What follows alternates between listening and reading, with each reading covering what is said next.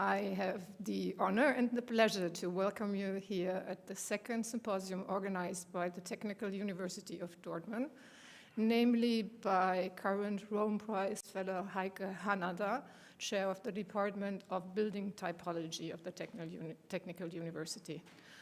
It is the German Academy Rome's pleasure to collaborate for the first time in this symposium in hosting you all here and in front of your computers. We have ahead of us 1.5 days of intense program dedicated to the concept and to the facts of fragmental. A theme and an idea that right today seems to be metaphorical all over our minds because we run the risk to be even more fragmented. Let's enjoy these 1.5 days with deep thinking and with considering also a holistic approach to the urban system and our political system as well.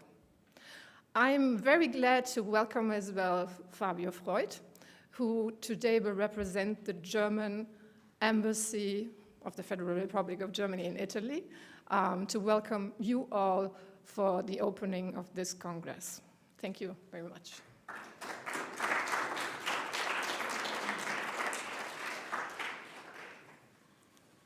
Ladies and gentlemen, Professor Hanada, Director Draganovic, in the name of the German Embassy, I would like to join the Director of the German Academy, Villa Massimo, Dr. Julia Draganovic, in wishing you all a warm welcome to the second Dortmunder POSITIONEN Symposium. I would also like to take the opportunity to pass on Ambassador Elbling's greetings. He hopes that you all enjoy productive and inspiring discussions and insights over the next 2 days, whether you are joining us here in Rome in person or virtually. In the view of the German Embassy, it is a great boon for German-Italian bilateral relations to have an international symposium on public space that brings together not only past and present Rome Prize winners, but also renowned leaders and outstanding experts from Germany, Italy, and other countries. Cultural relations and education policy is one of the 3 pillars of German foreign policy. The great importance that Germany places on foreign cultural relations is especially relevant for its ties with Italy. There's no other country in the world in which Germany has more cultural institutions than here. Nowhere else have we built up such a vast and multifaceted network of German cultural institutions over time as we have here in Italy. Culture and art build bridges and create alternative spaces for dialogue and intercultural encounters. They offer a forum for what we call public diplomacy and represent an approach to diplomacy that moves away from conventional representation and flag waving towards engaging with civil society and building strong and sustainable human connections. That is exactly what Villa Massimo and the Rome Prize winner, Professor Heike Hanada, do with conferences like the one we are attending today. They spark dialogue between experts from Germany and Italy and their colleagues from around the world, and all of this open to the public. Villa Massimo is one of the beacons of German art and culture here in Italy. Its events attract Italians in great numbers and make a major contribution to cultural life in Rome. We at the Embassy are particularly happy to observe that the Rome Prize winners involve local artists and researchers in their work, and that some of them even stay in Rome after their time at Villa Massimo is over. The pressing challenges of our time can only be resolved transnationally and by including different voices and perspectives. Questions around the dissolution and preservation of public space are of global relevance and affect societies around the world. What is a public space? What should it look like? What purpose should it serve? How can we make it more accessible? How can we make it more inclusive? Can we design it in such a way that even vulnerable groups feel safe there at all times? What must a public space look like in a post-pandemic world marked by social distancing? What strategies do we have for designing these spaces in a participative way? All of these questions are of fundamental importance for how we live together and how we literally build our future. I'm optimistic that an international symposium of academics and practitioners like the one we will be holding here at Villa Massimo over the next 2 days will offer answers to some of these questions and foreground other questions that perhaps merit greater attention. In closing, I would like to thank Villa Massimo and Professor Heike Hanada for making the symposium possible, as well as all of the participants who will be contributing their expertise to the discussion. Thank you.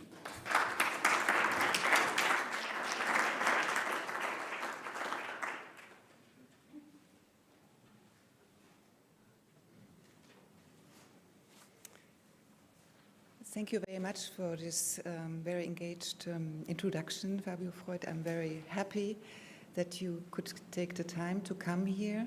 I think it is very important to see how much the German embassy is always interested in our actions here, and I think Julia Draganovic is very thankful as well. Before I forward the words to Adria Daraban, who will actually have the introduction of the symposium, I would like to myself, first of all, thank everybody. First of all, the Villa Massimo to make this possible, that we as a Rome fellow are able to have here this symposium. But of course also I would like to thank TU Dortmund for supporting this, that I could take the time to have my sabbatical here. And therefore, I would also like to thank all employees and all of my chair and also of the people here who are supporting this project, really, really very ambitious and generous. And I would like, of course, to thank all my guests. I'm very happy that everybody of you could come. It was really beautiful, how to say this? I was very happy that actually I was thinking about the program and the people who I would like to invite, and everybody would just say yes. They all agreed. There was no one who could resist, seems to be. And I tried to have a mixture of colleagues between architecture and art, I must say, because I think this institution here, the German Academy, is trying to kind of develop these relationships a bit between the different fields of art. And I myself, as an architect, but also working as a free artist, I'm very much impressed how progressively this can happen here. And therefore, this program about the fragmental space is, in a way, also led by this question, how art and architecture are interweaving each other.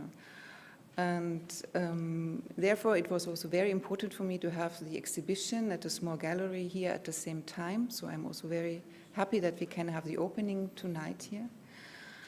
I'm very happy for all the visitors who had the time to come here for 2 days. It's a rather big program. And nevertheless, I'm also very thankful to all supporters, because we managed to get a great amount of financial support from different German firms. And one of them is, for example, KS, Kalksandstein. They have 2 employees here. They are also visiting the symposium, which I'm very grateful. Thank you very, very much to you. And also others like FSB, who is always very much engaged in this kind of events and supporting architects wherever they can. A special thank also to them.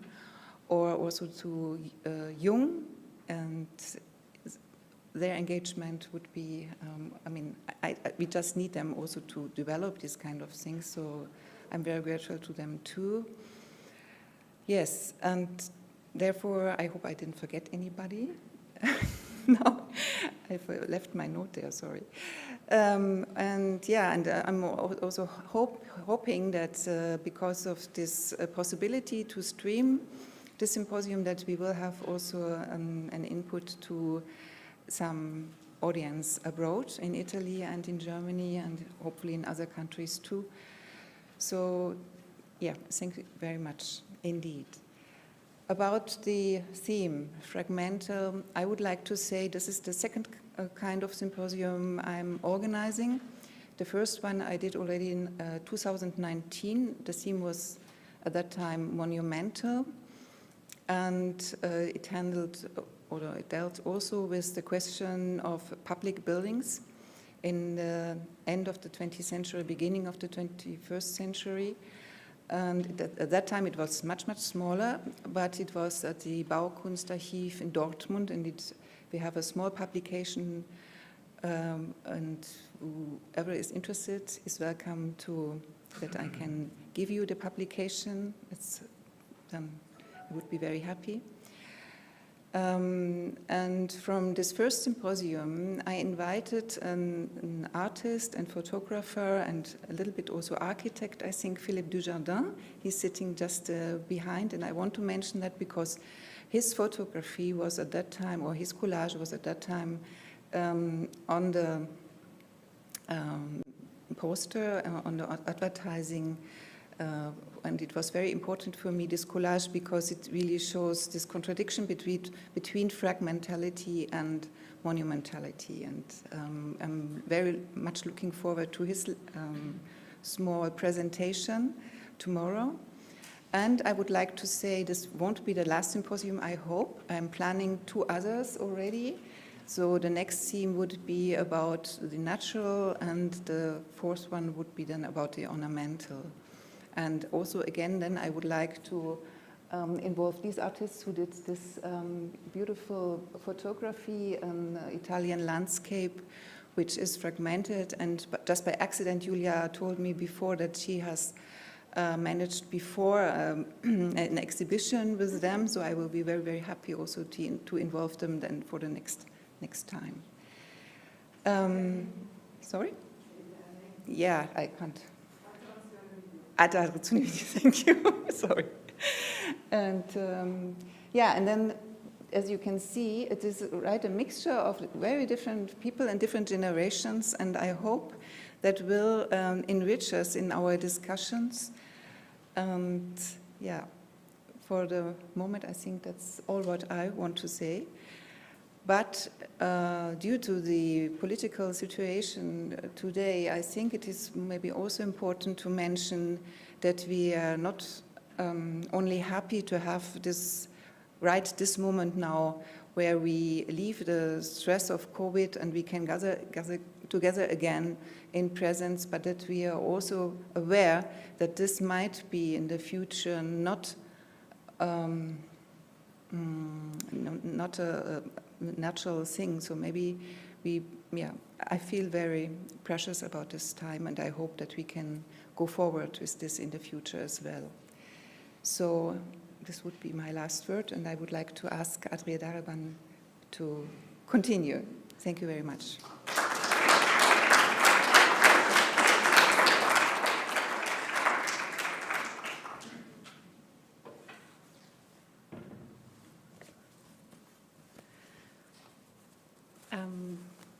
Buonasera.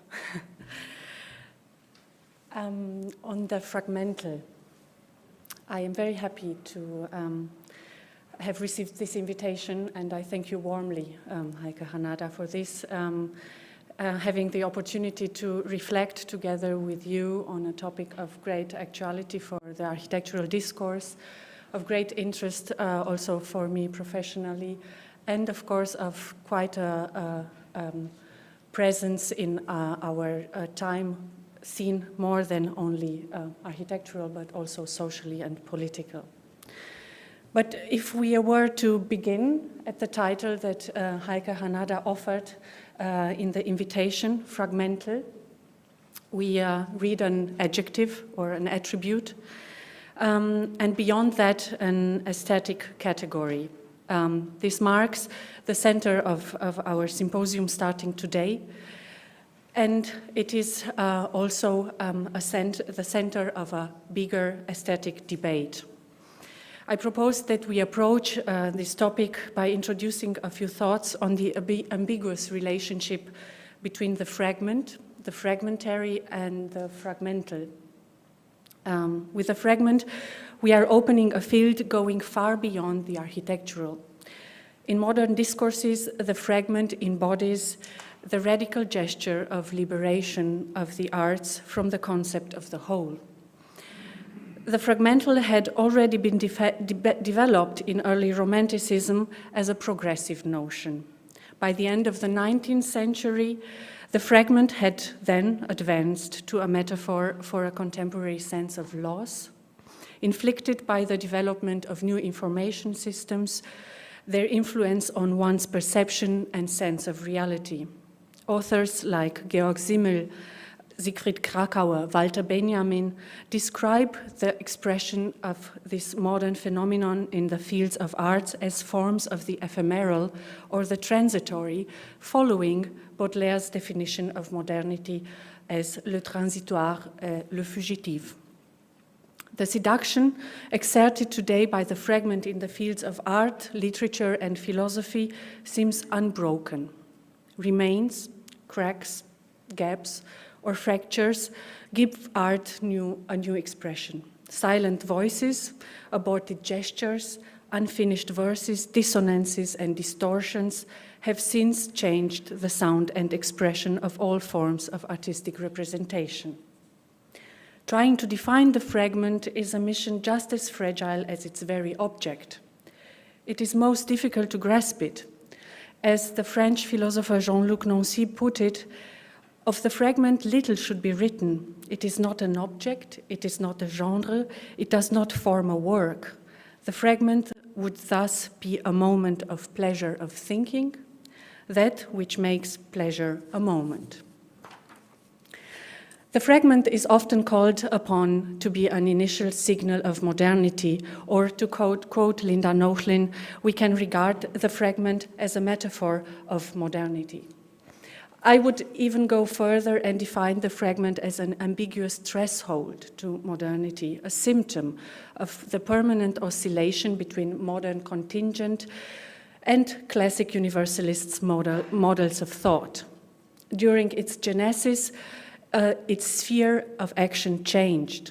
The German poet and literary critic Friedrich Schlegel anticipated in his writings in the last quarter of the 18th century the detachment from the aesthetic concept of the whole, which reached its peak in the field of visual arts during the 20th century. For Schlegel, the fragmentary nature was of contemporary importance precisely because it reflected and thereby expressed the sense of incompleteness, openness, ambiguity and potentiality that had since been at the core of modern art production. The poetics of the fragment, in the sense of Friedrich Schlegel's school of thought, offer a means of reconciliation in this ambiguous turn. The notion develops this way from a contemplative reflection on the relationship between the fragment and the whole to an experience of fragmentation. Fragmentation of narratives, fragmentation of vision and perception, and, to our topic, fragmentation of space. For the architectural discourses, this turn means that the fragment as an aesthetic category changes from this form of an open and unstable object to an open and unstable order of fragments. The focus shifts from the body, from the fractured body, to the fragments as individual singularities perceivable in an ensemble and able to relate to each other. But the paradox about the fragmentary order lies in the way fragments are at once manifestations of difference and of commonality. They are expressions of contingency, and at the same time they are called to relate to each other. This brings up a permanent instability among models of aesthetic reflection. But approaching the fragmentary as a mode of reflection, and this is our starting point in the discussion, means nothing less than reading the fragmentary as a source of prodigious indeterminacy, liberating from the duty of labor in vain on a holistic work. But not to forget, we are in Rome, in many ways the very cradle of the fragmentary thought. In this context, walks among ruins became a topos of humanist reflection on the meaning of history. Petrarca's letter to his friend Giovanni Colonna, recalling their meanderings through Rome's theater of remembrance, is the archetype. In Rome, we find the Belvedere torso, an empowering statement of the fragmentary that calls through the centuries. Rome is a city of traces, a city that arises from traces and stands on ruins. Piranesi, who we will be certainly speaking about today and tomorrow, drew Rome. He drew a city of monuments dreamt into the past, or, to quote Norbert Miller, a city of nachgeträumte Monumente, a whole series of overwhelming etchings which show a superimposition of imaginative and ruinous scenes of architecture. Piranesi's inventive strategy of decomposing the city into elements and then combining them in a new order is an early lesson on the modern city. Piranesi's proto-modernist work goes far beyond the conventional association between ruins and their melancholic and nostalgic nature or reference to the past. His work is an early reflection on the formation of the modern fragment and its autonomous status. Rome is most of all a lesson in the acknowledgement of time as one of the main coordinates defining the fragment. The city's complex historic texture is charged with the suggestion of timelessness or of endless time. But this suggestion is a momentary glimpse.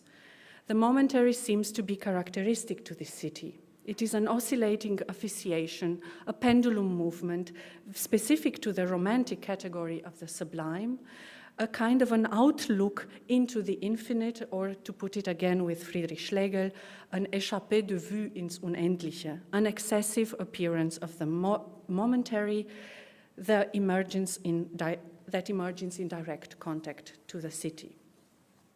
Looking at Rome today, it is most remarkable how monuments and infrastructure intertwined into a fragmentary order and create new forms of landscape. These landscapes seem to renegotiate categories of the city, the status of the object and the ground, the public and the private, the open and the closed, the inside and the outside, the natural and the artificial, the performative and the static, the monumental and the ephemeral, the narrative and the rhetoric. Lessons from Rome could, again today, following a long tradition in architectural discourses, be the starting point for our reflection on the built environment and on the body of architecture. The invitation text openly initiates a discussion on the dissolution and fragmentation as phenomena that seem to be taking on a new identity-forming role in architectural development. If we accept this challenge of approaching the fragmentary as a mode of reflection, we must open one last thought and with that close a circle. Fragmental, an attribute relating and corresponding to the reflexive, is perhaps a response to a fundamental change in the concepts of architectural history that have been prevalent in the past decades. These concepts critically address the idea of a linear history organized in historical periods. Instead of that, history could be approached as a series of cyclical processes, models of thought apt to be reactualized and reactivated. In this context, we propose to reflect on the potential of the fragmental as a condition of the modern. In other words, on the modern condition fragmentaire. After just a few thoughts on what we will be working on today and tomorrow. I would like to start by introducing the guests that you already see behind my back, the guests that Heike Hanada carefully selected for this discourse, and start with Professor Giuseppe Strappa, who will open the panel with a close reading of Rome, also approaching two concurring notions. As you were telling us in your introduction, you will be speaking about the organic and the fragmental as seemingly opposing notions, and opening maybe a kind of a opposition to the idea of the dissolution of the urban texture. Giuseppe Strappa is a designer, architect, and also senior professor at the Rome University of Sapienza. You are teaching there urban morphology and design. And not only at the Sapienza, you have been teaching at several universities and in Italy and beyond. And what is very interesting about your position, and probably your argument will follow up that way, you are not only argumenting as a historian and a researcher and theorist, but also as a practitioner. You have been building in Rome and other places and studying the substance of the urban texture. I will introduce all the 5 guests before I give you the word so that we can fluidly go further with the presentation. So after Giuseppe Strappa, Marco Provinciali will be leading us into an understanding of Rome as a city growing from the inside. Voids as urban figures and their appropriation and occupation will be the focus of your lecture. Marco Provinciali is also an architect based in Rome. He's the founder of the architectural practice Supervoid. Supervoid's work has been exhibited in international exhibitions and also institutions like the RIBA and the Triennale in Milan. Marco Provinciali is also working as a publicist and curator. With Imke Woelk, we will focus on the idea of the open space, which has been continuously discussed regarding buildings of Ludwig mies van der Rohe. The unfinished is a new layer that Imke Woelk will be opening, a layer that she will be superimposing as an urban figure and questioning the notion of the fragment with that. Imke Woelk studied architecture and fine arts in Braunschweig and Venice. She worked with Maximilian Fuchsas and also Will Alsop in Rome first and then in London.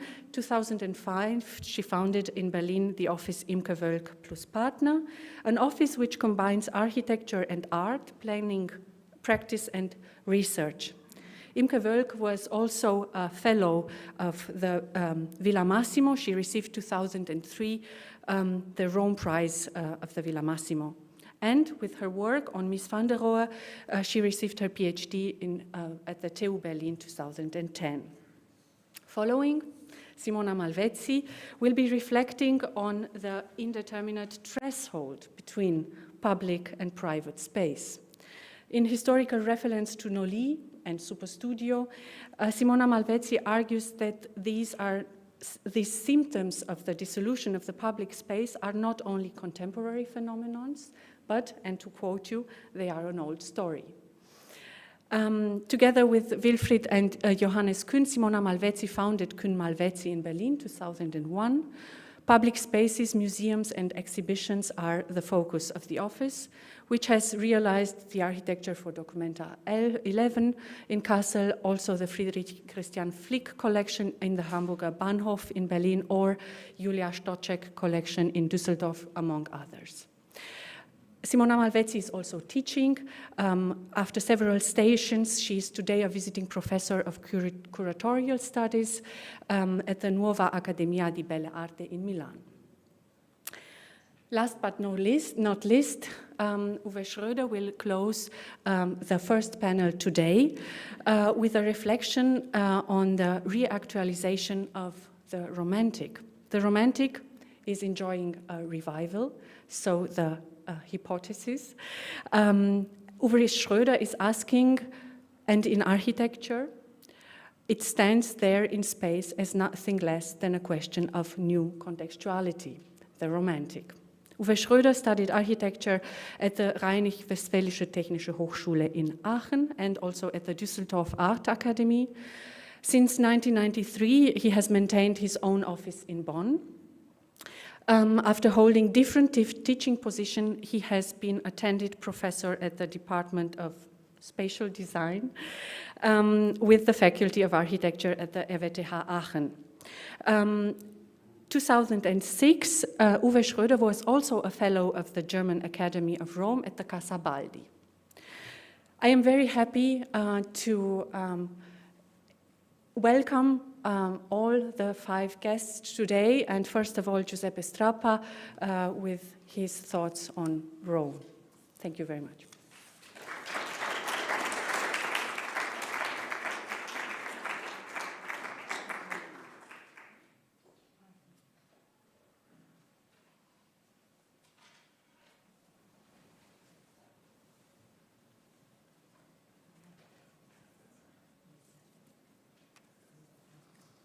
Thank you very much.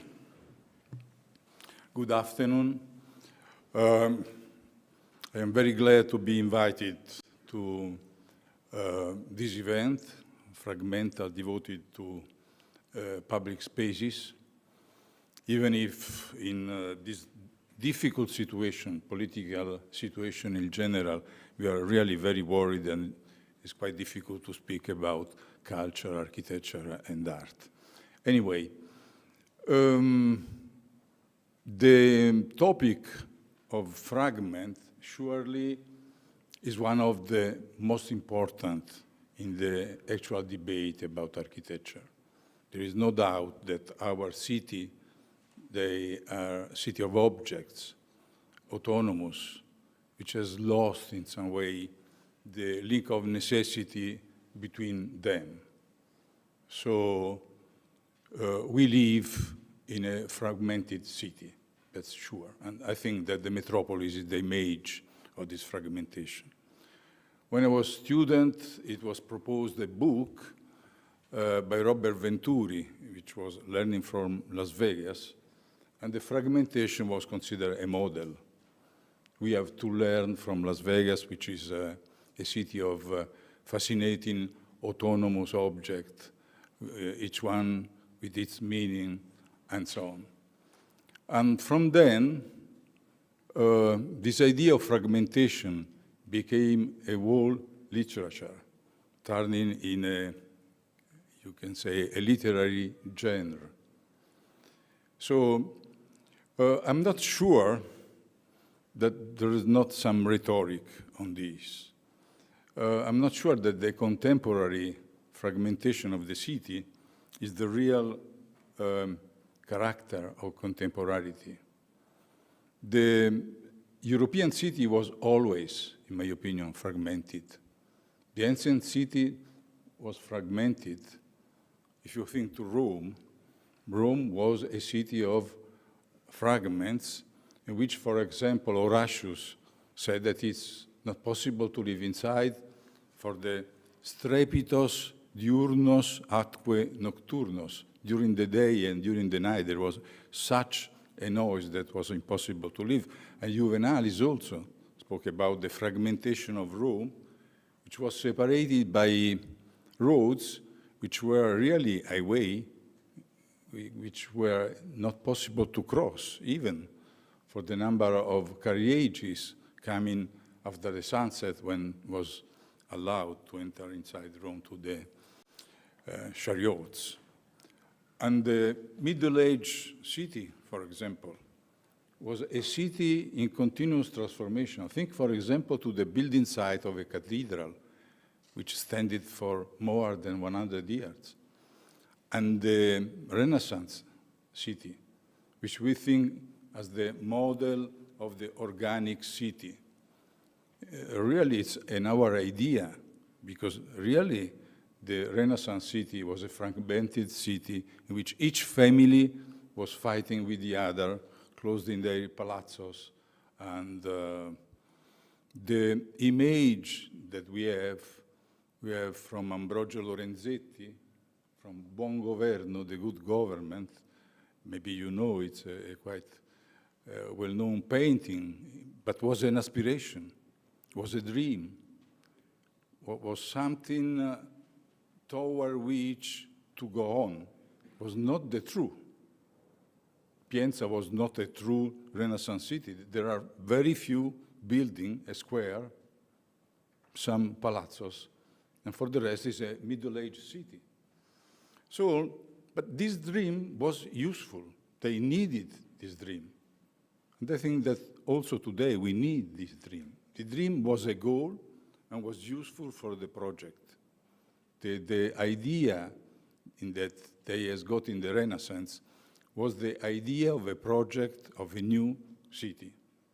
So, in my opinion, there is surely a specific character of our city, which is we could say, the contemplation of the fragments, the aesthetical value which we has attributed to the fragment. In any phase of the history, always men in the city, the inhabitants, they tried to collect the fragments to give a new organicity and to make with this a new project. I think it's the first time in the history, and this is really specific of our city, that we just contemplate the fragments as if we can't avoid that the city is a city fragmented. There was another one before this. Another. Oh, thank you. So this is to go on. To go on is the big one. This one. And to go back, this. This. Okay. So you saw here an example of fragmentation to which, in the Middle Age, they tried to give a new meaning. This is Portico d'Ottavia, and all the fragments, they were reassembled to make the gable of Sant'Angelo in Pescheria church. But anyway, Rome had always been read as a city of fragments, starting with the Grand Tour, for example, in which the tourists, we could say, they admired ruins considered one by one as fragments. And also all the literature developed about the Roman ruins, Charles de Brosse and Harry James, Le Corbusier, who said that Rome is dangerous for the students, architectural students. And you see Andy Warhol, who say that Rome is an example of what happened when the monuments of a city last too long. So never was found a message useful for modernity in the ruin of Rome. And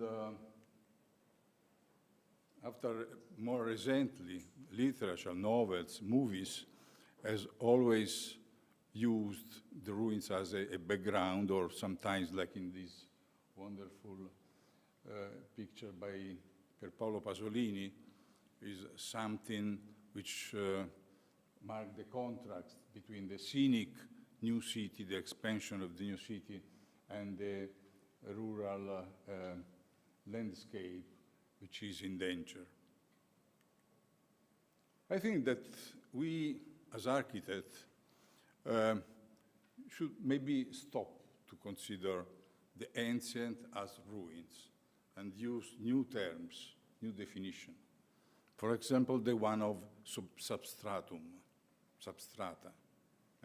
Substratum is the layer which underlay the actual city and give life, information, geometry to the new life. It is not something which is dead.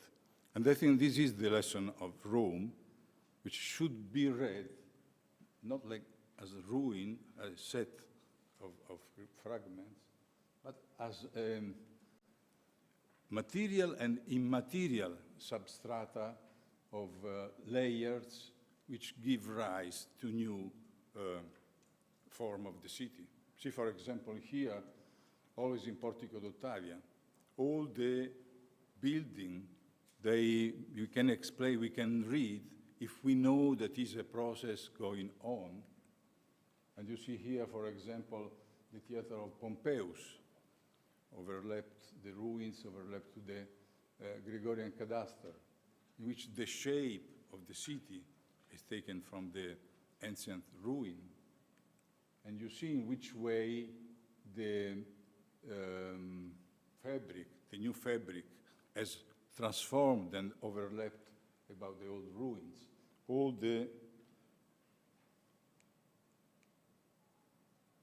You see, all the fabric, the modulus of the fabric, the type of the fabric, they at the same time come from the different phases of transformation of the city. They adapt to the ancient shape of the substrata, but also the substrata gave the measure 5 meters of modulus to the new fabric. I think that the demonstration of how this idea of fragmentation of the ancient city is lasting from a long time is the topography of Rome. See, for example, this on the left, which is a reproduction, idea of ancient Rome made by an anonymous of the 15th century. It's a city really of fragments in which each part, each ruin has nothing to do with the other. There is no relationship of necessity. It lack of any feature which inform the city, which give form to the city. There are no streets, there are no hierarchy between the monuments. Even the bridge doesn't connect any poles of the city. It's a city considered as an assembly, a collage of different parts brought together. And as was told before, Piranesi surely is the symbol, is the extreme of this fragmentation. The city of Piranesi has quite nothing to do with the real city. It's a project, it's a modern project based on the fragmentation of the city. And that's why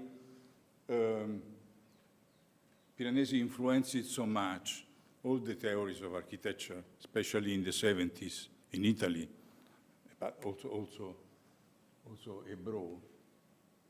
And you see, the city of Piranesi, he probably has taken this idea from the forma urbis, the fragmentation of a huge marble slab.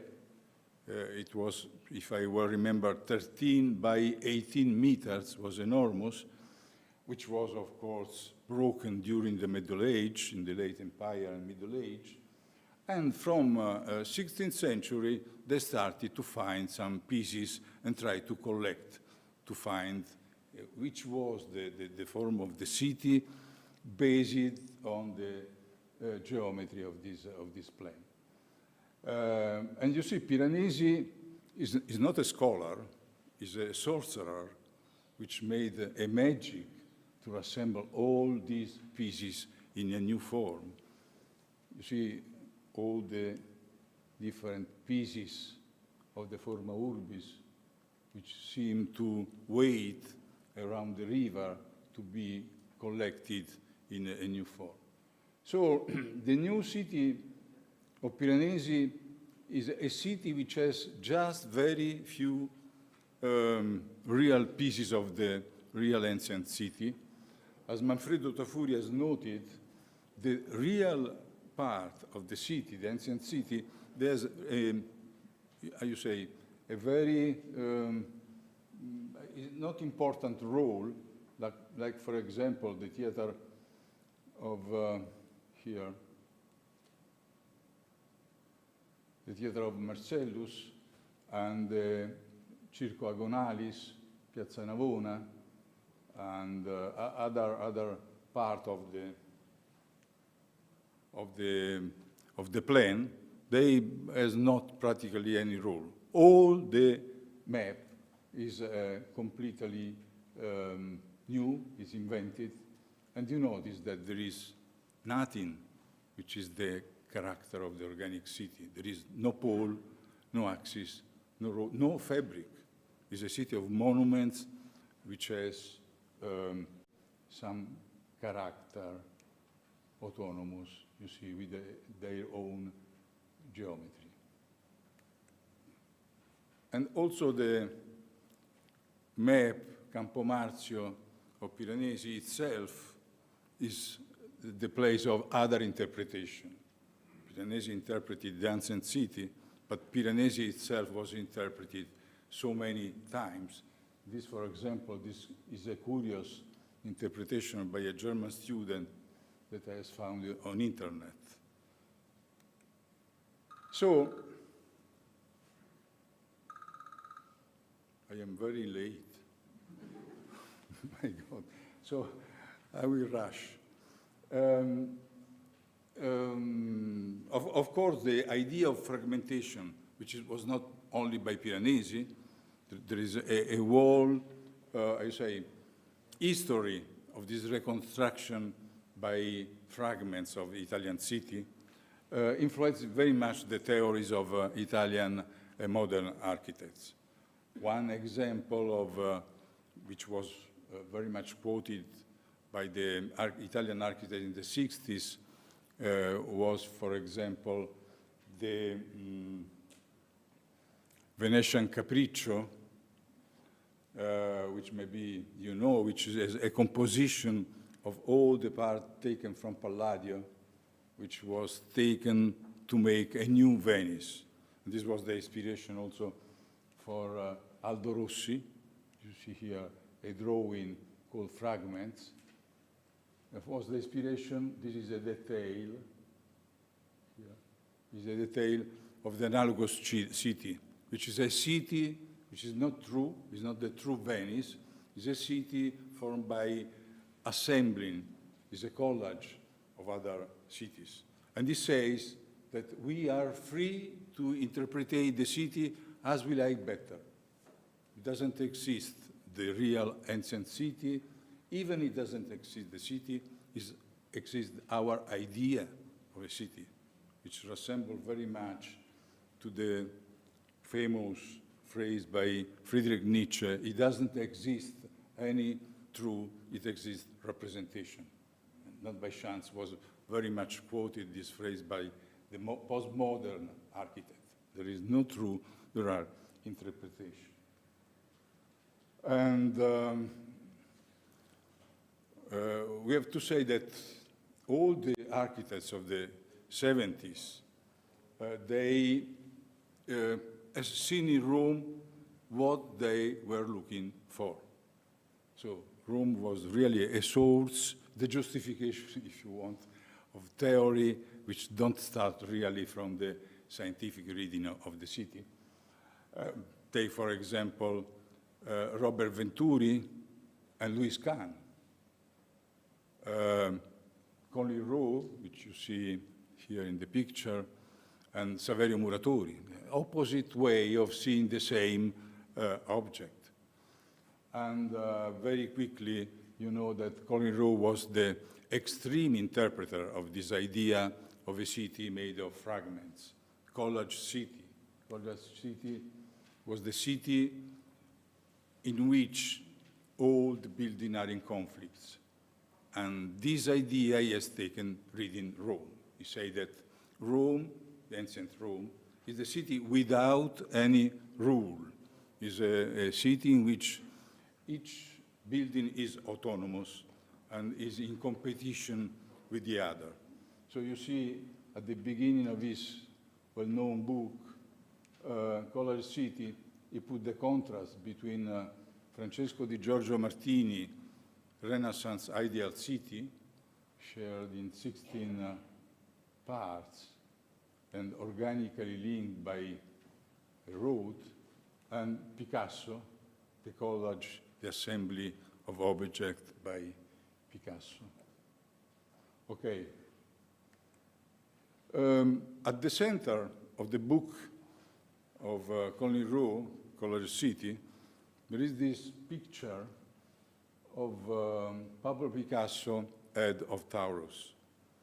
I have added this interview, which had been made a few years after the composition of the work by Picasso, in which he says the things very well known, that he has founded a saddle, handlebar, and assembled together to make something new and so on. But it's very interesting what he say at the end here. One day, maybe a boy, seeing it, will say, "It is something that could serve very well as a handlebar for my bicycle." Thus, a double metamorphosis will have been accomplished, which is really genial. Is the interpretation of the,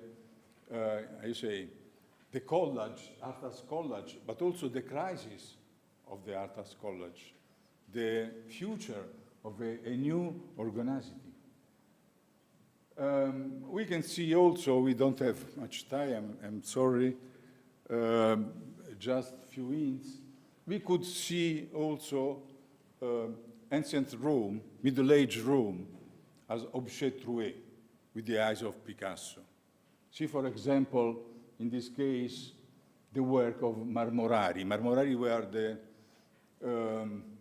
was a job, a special job in Rome, of people who was finding ancient remain material and transform the material in matter to be used again in new forms. So you see here a wool set of possibility. This one, the loose way in which each part is assembled together. And this is like very much to modern architects, of course, it's very modern. But there is another way, more organized. And at the end, there is this way of the Kosmateschi. Kosmateschi was a family which between 13th and 14th century worked in Rome, taking all the pieces and giving a new organicity, you see.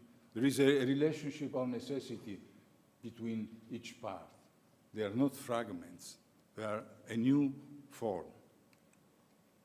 I like very much this image, which can consider also a synthesis of what I was saying. It's by Fabio Calvo. Fabio Calvo was a cartographer and an architect, intellectual of the 16th century, who made, you see, in 1527, just the year of the sack of Rome, this wonderful image of Rome. He was killed in the 1527, so he didn't develop this idea. But as you see, it's exactly the contrary of the image we have seen at the beginning, the image of a set of fragments. This is the opposite interpretation, in which Fabio Calvo has subdivided the city, interpreted the city, in 16 parts, as you see. Each one, they are the 16 regiones Auguste, the quarter in which Augustus has subdivided Rome, each one which is monuments, and the gateway, all assembled around the Millennium Maximum, Aureum, at the center, which was the place from which all the distance of the city of the empire were taken. But there is a strange mistake made by Fabio Calvo. The regiones of Rome, Auguste, were not 16, they were 14. So how is possible that Fabio Calvo, which was a very learned person, made this mistake? Fabio Calvo has translated Vitruvius for Raffaello. When Raffaello started to make the drawing for his proposal for St. Peter, he made this unpublished translation of Vitruvius. So he was very cultivated. And the reason why he made this image of 16 part of the city is not a mistake. It's that the reproduction of Rome was a project, was a design. He was thinking really not to the image of Rome, also like Colin Rowe, he has seen in Rome what he was looking for. He was looking for the Renaissance ideal city, and you see here the image of Sforzinda, which is 16 sector, all collecting around the special building at the center, and you see how all the ideal city of the Renaissance has more or less the same character: Francesco di Giorgio Martini, Giorgio Vasari, Vincenzo Scamozzi, and so on. Okay, just to conclude very quickly, I think that this dialectic between fragmentation and organicity is one of the character of our city. But I must say that recently the tendency is surely toward the fragmentation.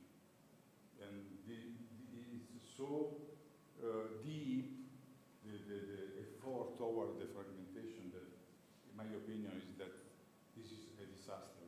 We should be very worried about it. This is an example of fragmentation. It's a new public space which was obtained along Via Giulia. So along Via Giulia they are building, you see, this Baroque garden. I don't know why they gave this name to this garden, which is thought as a quarter open space, public space, in Via Giulia, one of the main streets of the Renaissance, one of the most organic.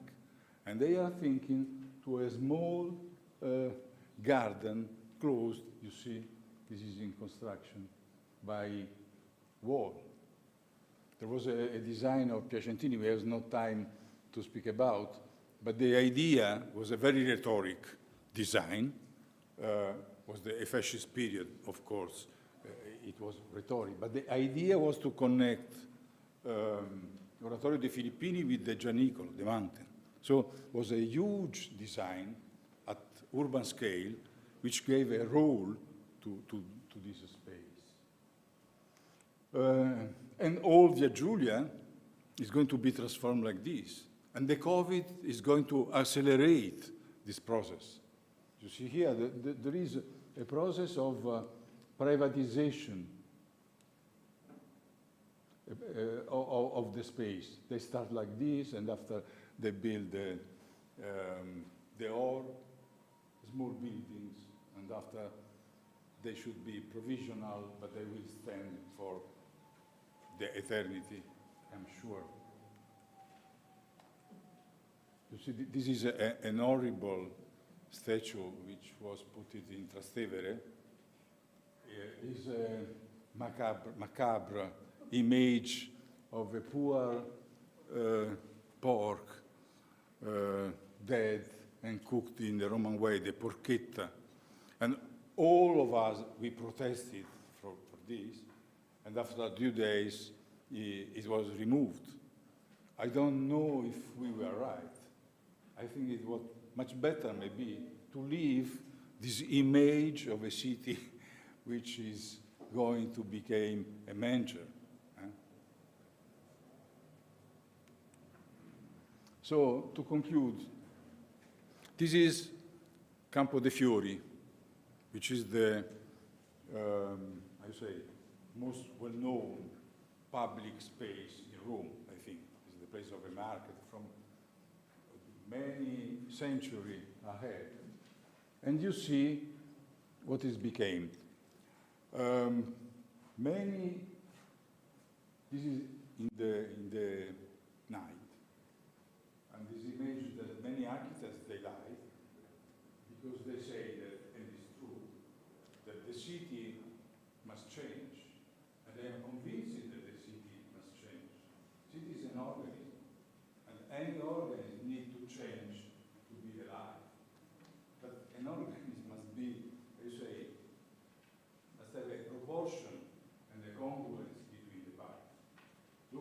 became Campo de Fiori with his tendency to give permission to occupy public space. Many architects, I heard many architects very, I would say, happy, because it seemed like Las Vegas. So I don't know, after many years from which I has read the book Learning from Las Vegas, I'm not sure about what we have to learn from Las Vegas. Las Vegas was really a really fascinating city, but was also the city of the regulation, of the extreme liberalism, and was also the city of the mafia. So I think that we must reflect about this. If the public space is the image of the life which flows inside the city,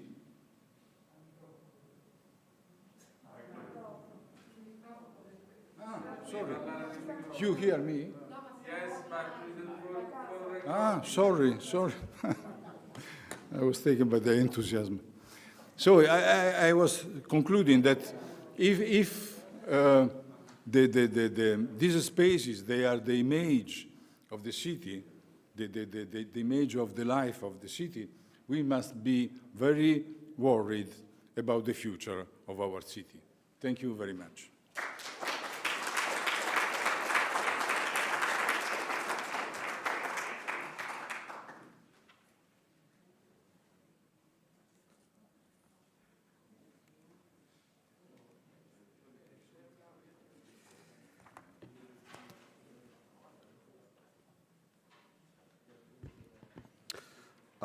Hello, I am Marco Provinciali. I would like to firstly thank Heike Hanada for the kind invitation to participate in the symposium, Adria, Daraban for the introduction, and of course the Academy for having us here today. My intervention is titled Rome, Monuments, Landscape and Infrastructure. I will read my intervention so as to try to stay in the times. Many voices point to the countryside, which is itself a problematic and vague definition, and to the networks of technological infrastructure as respectively the space and architecture of our time. However, these rather uncontroversial views are often far removed from the implications that the ongoing shift from the urban to the rural might have on our existing urban space. As pointed out in Countryside, the recent exhibition created by Ramkolas, this shift is a shift of the attention rather than a shift of the processes of development. In reality, as noted by the studies of Caroline Steele and Emanuele Coccia, the supposed opposition between the urban or civilization and the wild is a mere cultural construction. They expose the fact that cities exist far beyond their more or less bounded mineral manifestation, and their image should include the whole extent of the spaces that sustain them as human communities through agriculture and farming. In Coccia's view, the city is an agro-zootechnical project that insists on ignoring itself as such. While this shift of attention might seem something of our times, it was Manfredo Tafuri who pointed out in the opening chapter of Architecture and Utopia how the concepts of nature and urbanity and their mutual relation have been at the center of the development of the whole idea of modern urban design. He recalls Loget's enunciation of 1753 that reads, "Whoever knows how to design a park well will have no difficulty in tracing the plan for the building of a city according to its given area and situation. There must be squares, crossroads, and streets. There must be regularity and fantasy, relationships and oppositions, and casual, unexpected elements that vary the scene. Great orders in the details, confusion, uproar, and tumult in the whole." Moreover, it is Gilles Clément who pointed out how the vegetable garden has constituted the symbolical and formal foundation for the city. Again, as Coccia states, founding a city means making a very specific form of garden, mainly built with humans and stones. From these initial remarks, it should be evident the extent to which it is crucial to understand the city as a complex environment made of the relations that, as we know, occur between architecture, memory, and communities, but also between the species and their reciprocal environmental conditioning, beyond the opposition between wilderness and civilization. In the light of radical transformation of our urban realm, which will possibly witness a final challenge to the paradigm of congestion, I seek to analyze Rome as a territory primarily defined by the presence of monumental infrastructure and the strategic occupation of its landscape.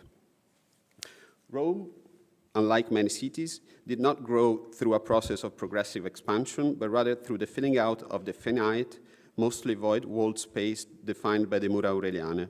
This unbuilt space was the result of the contraction of the city and its population during the Middle Ages. The Nolli map gives us a very precise idea of the state of the city in 1748 before it resumed its expansion.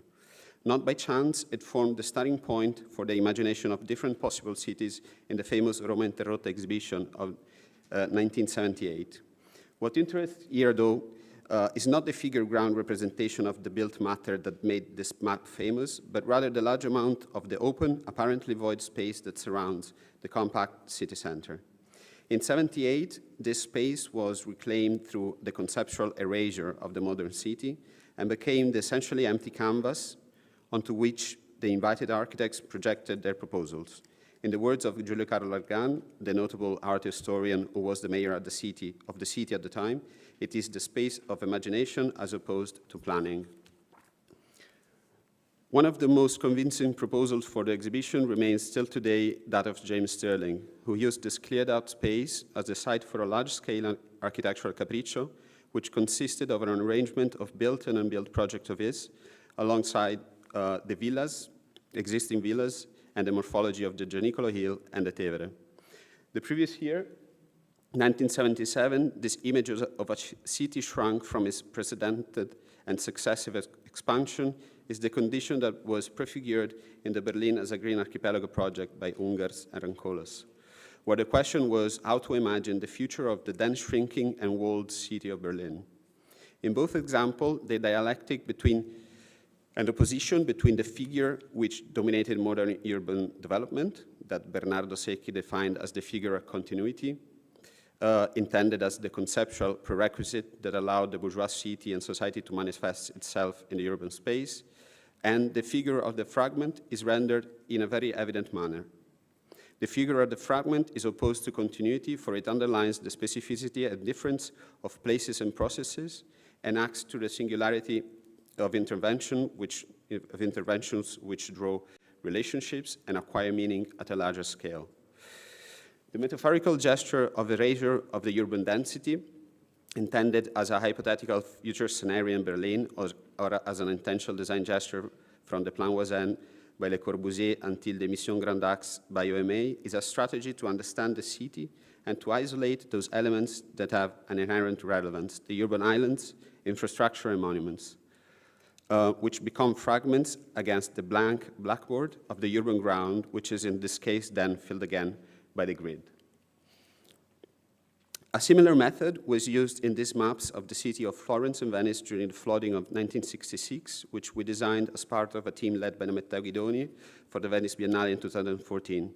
The installation was titled Ground Floor Crisis, and here water acts as a catalyst that operates the conceptual erasure which isolates the monuments and urban facts from the flooded urban fabric in order to expose their mutual relations. These isolated elements are revealed in synthetical drawings that create a useful illusion of nothingness. Imaginer le néant, imagining nothingness, is useful because it is a liberating design strategy, but an illusory one, because each erasure cannot but result in the uncovering of hidden layers of material and immaterial meanings or artifacts, as beautifully shown by the map of the superimposed modern and ancient Rome drawn by Rodolfo Lanciani in 1901. Looking back at those spaces left out of the filling process, highlighting their role in the contemporary city is thus an attempt at defining another kind of urbanity, removed from the density and exclusive minerality of the urban fabric, but at the same time distant from the romanticizing view of the countryside as opposed to the city. Rome is a city where, even after the violent impact of its urban development, and maybe precisely because this development was largely unplanned and fragmental, it is still possible to understand the relation between the productive nature of its surrounding landscape, the Agro Romano, and the city as a urban manifestation. The process of expansion of the city of Rome was influenced in part by the fact that the city grew in a territory that was already strategically occupied by suburban villas, which from the 16th century onwards are arranged on the gentle hills surrounding the bowl-shaped Tevere Valley. Around them, vineyards and agricultural lands completed a productive landscape of which some fragments still survive. This territory was marked by 3 layers of infrastructure: the city walls, the radial circulation network of the consular roads, and the infrastructure of water, the Roman aqueducts, restored in order to sustain the newly built villas.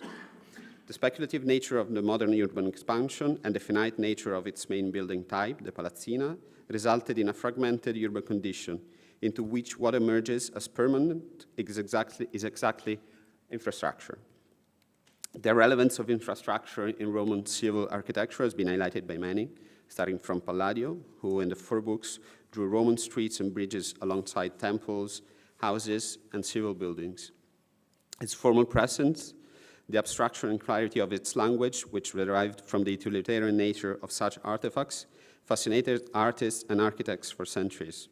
The aqueduct is maybe one of the main infrastructures that contributed to forming an anticipation of the aesthetic of engineers, starting from this spectacular depiction of the Campagna Romana painted by Thomas Cole in the 19th century. In fact, Rome has been read by many architects as a collection of monumental pure volumes, arranged in the cleared-out space that lied within and beyond the city walls.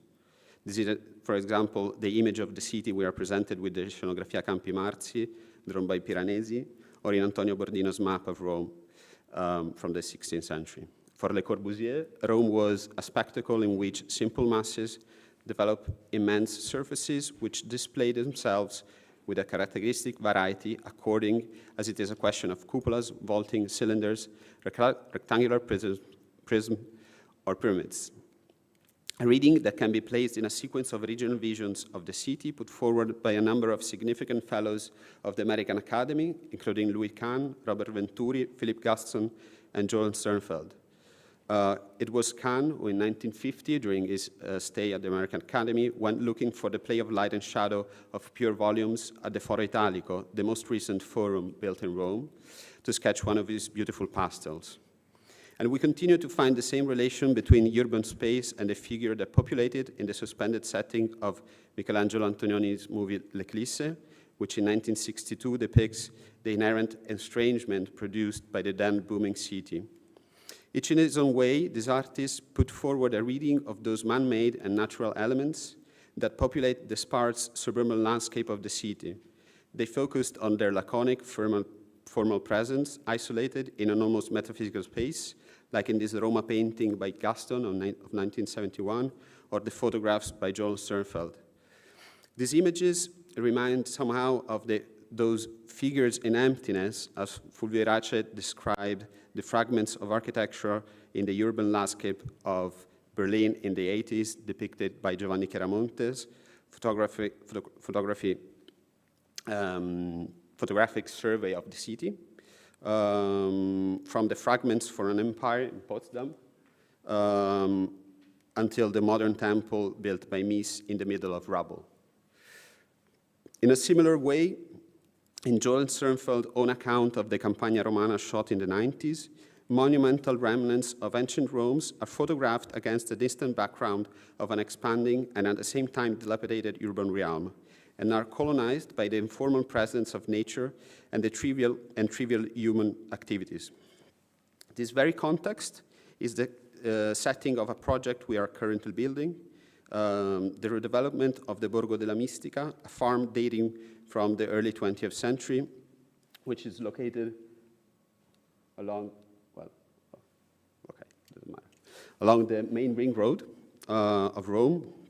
This project is part of a larger urban intervention in a peripheral area of the city typical of the outlying Roman landscape, where conflicting elements coexist.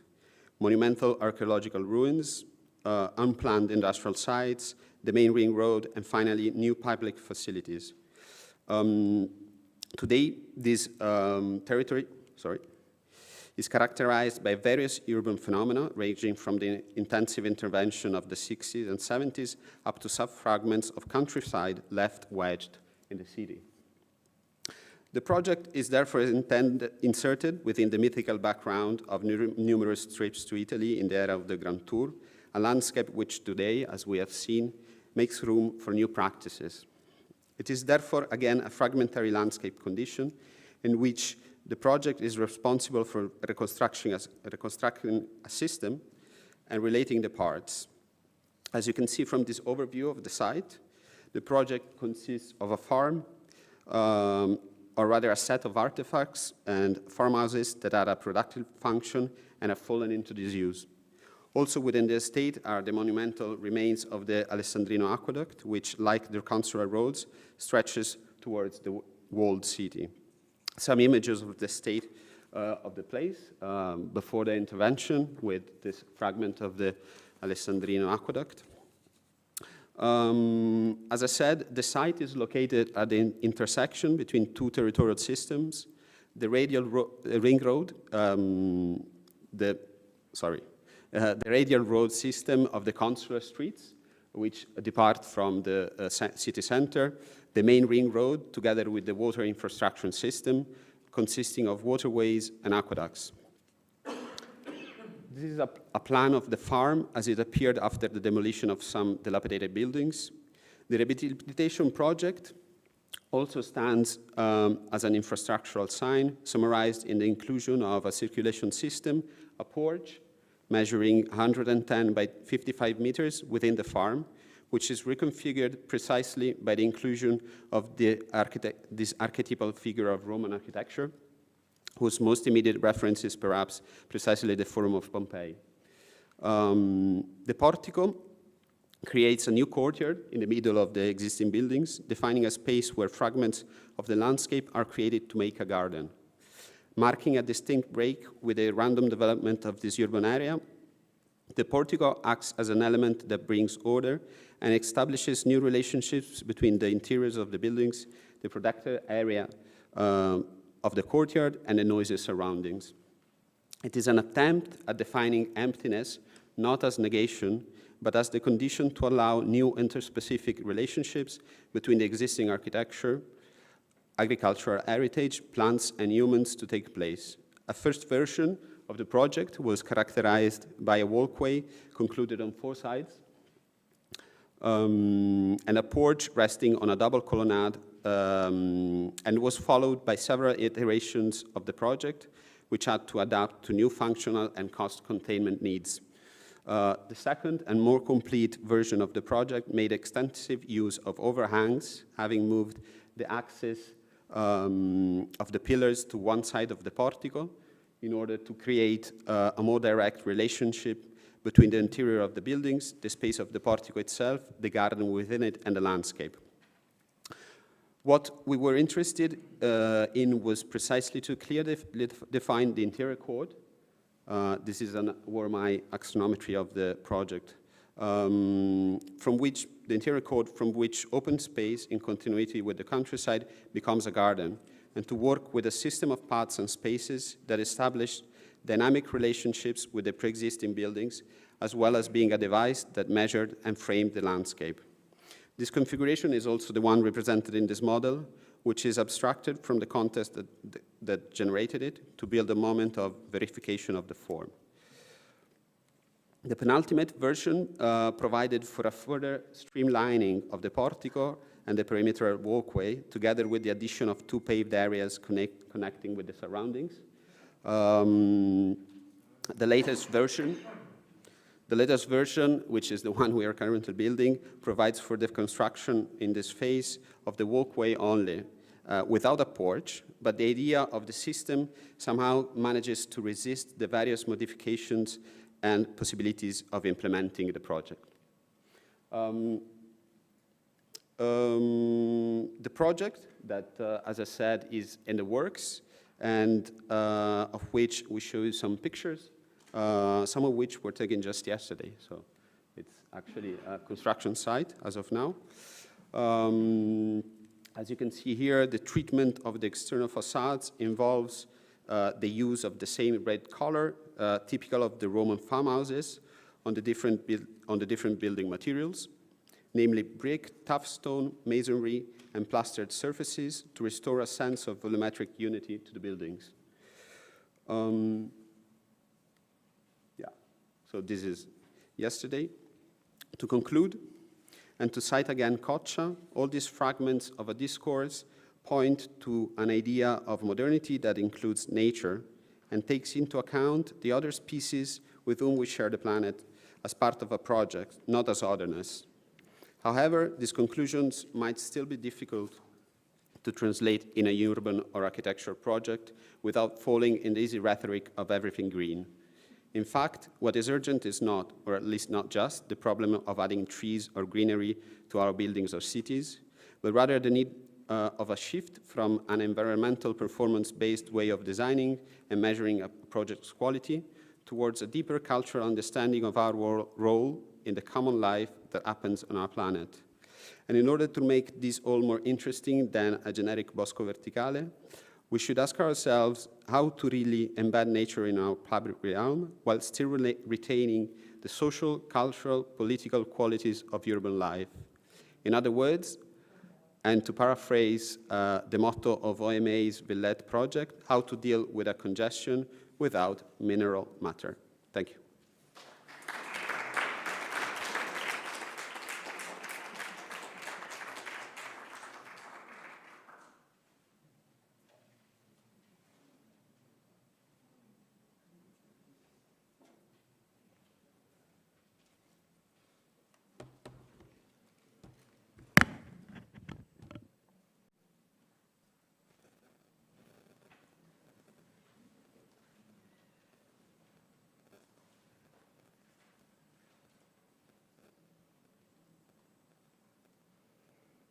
Do you really want to hear more?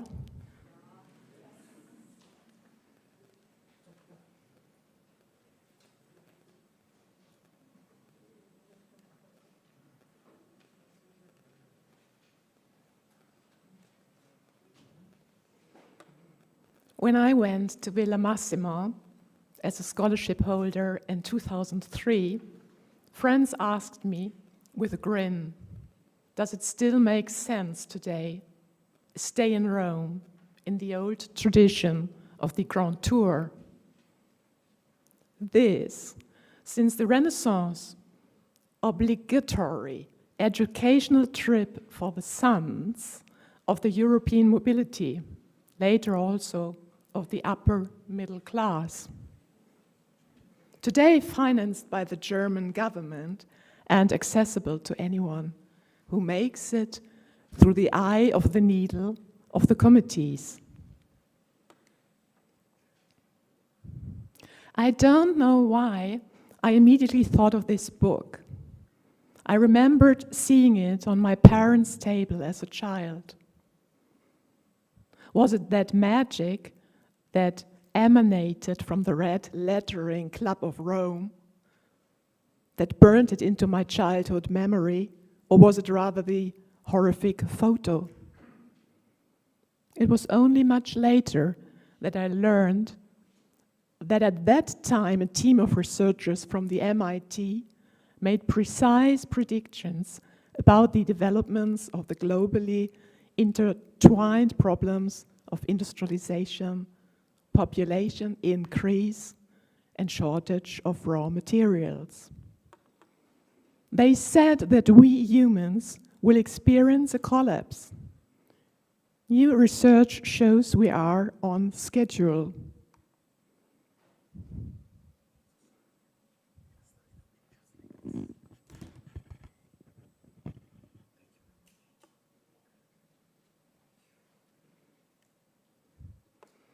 A Villa Massimo scholar, the writer Rolf Dieter Brinkmann, who was here during that time, did something very important, in my opinion. Besides sitting here, ranting about the dying city, drinking wine from canisters, he devoted himself to his so-called volumes of materiality. In them, He meticulously observed every detail. Here's an example of the Villa Massimo itself. What we no longer see, he shows us as if he had never seen it.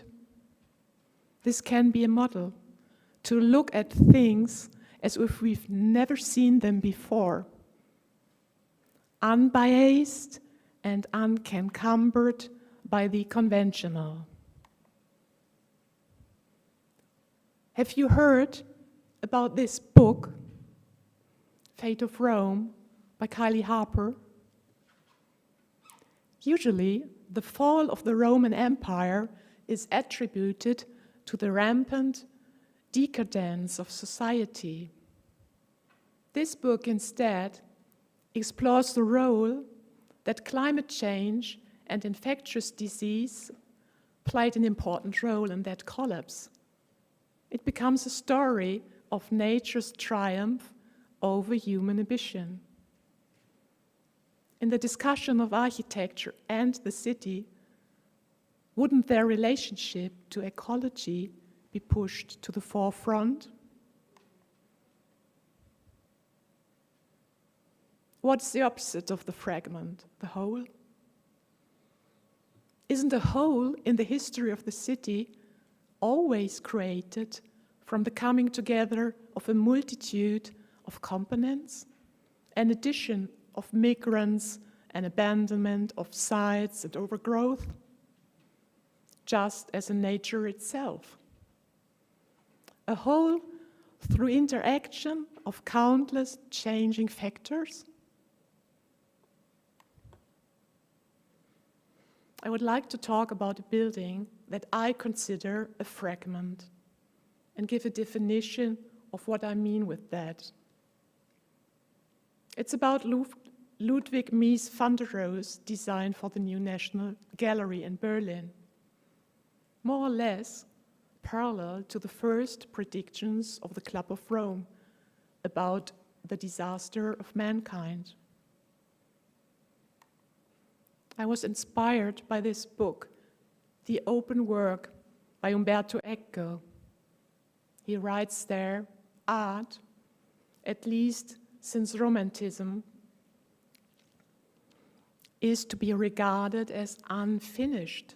The fragment becomes the program. He further writes, the artistic fragment completes itself only at the moment it is contemplated. In such an understanding, is such an understanding transferable to an architectural object? For this purpose, I examined the pavilion, which was designed for temporary exhibitions. The area underneath, holding the permanent collection, offers its roof as a public space. On this collage, you can see how the building is conceived. It is not the architectural elements, the walls and the columns, that delimit the space, but the artworks themselves. Instead, this place is limited, if one can say so at all, by the water surface and the green areas, thus by its environment itself. Floor and ceiling do not appear at all. It is not clear where this building begins and where it ends. On one side, you could say it starts where the glass encompasses the interior. But at the same time, there's this cantilevered roof, so you could also say that the interior ends there.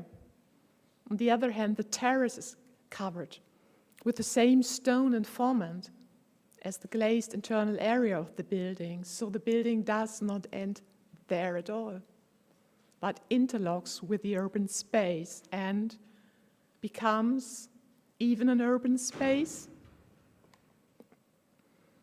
as seen in the installation by Anne Veronica Janssen, or in this space, not an interior after all, as here with carpet and crystal chandelier in the staging Aber auch Salon by Rudolf Stingel.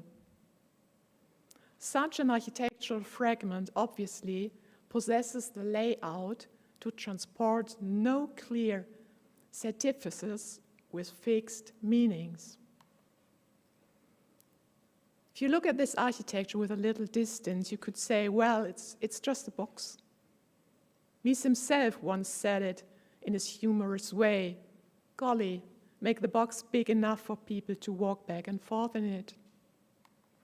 Sure, it's a box. Is it? That's how Koolhaas did it. But you can also see this architecture as a stage.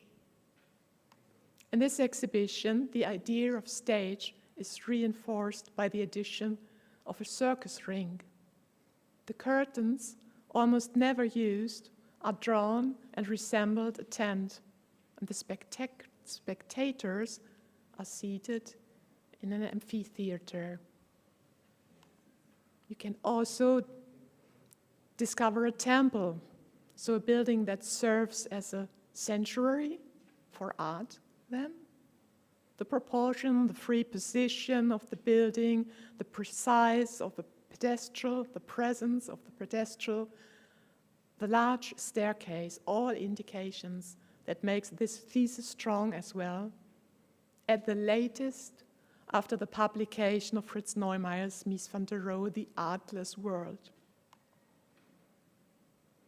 This fragment is read, depending on what the viewer brings with him in terms of background knowledge, his own cultural imprint, his horizon.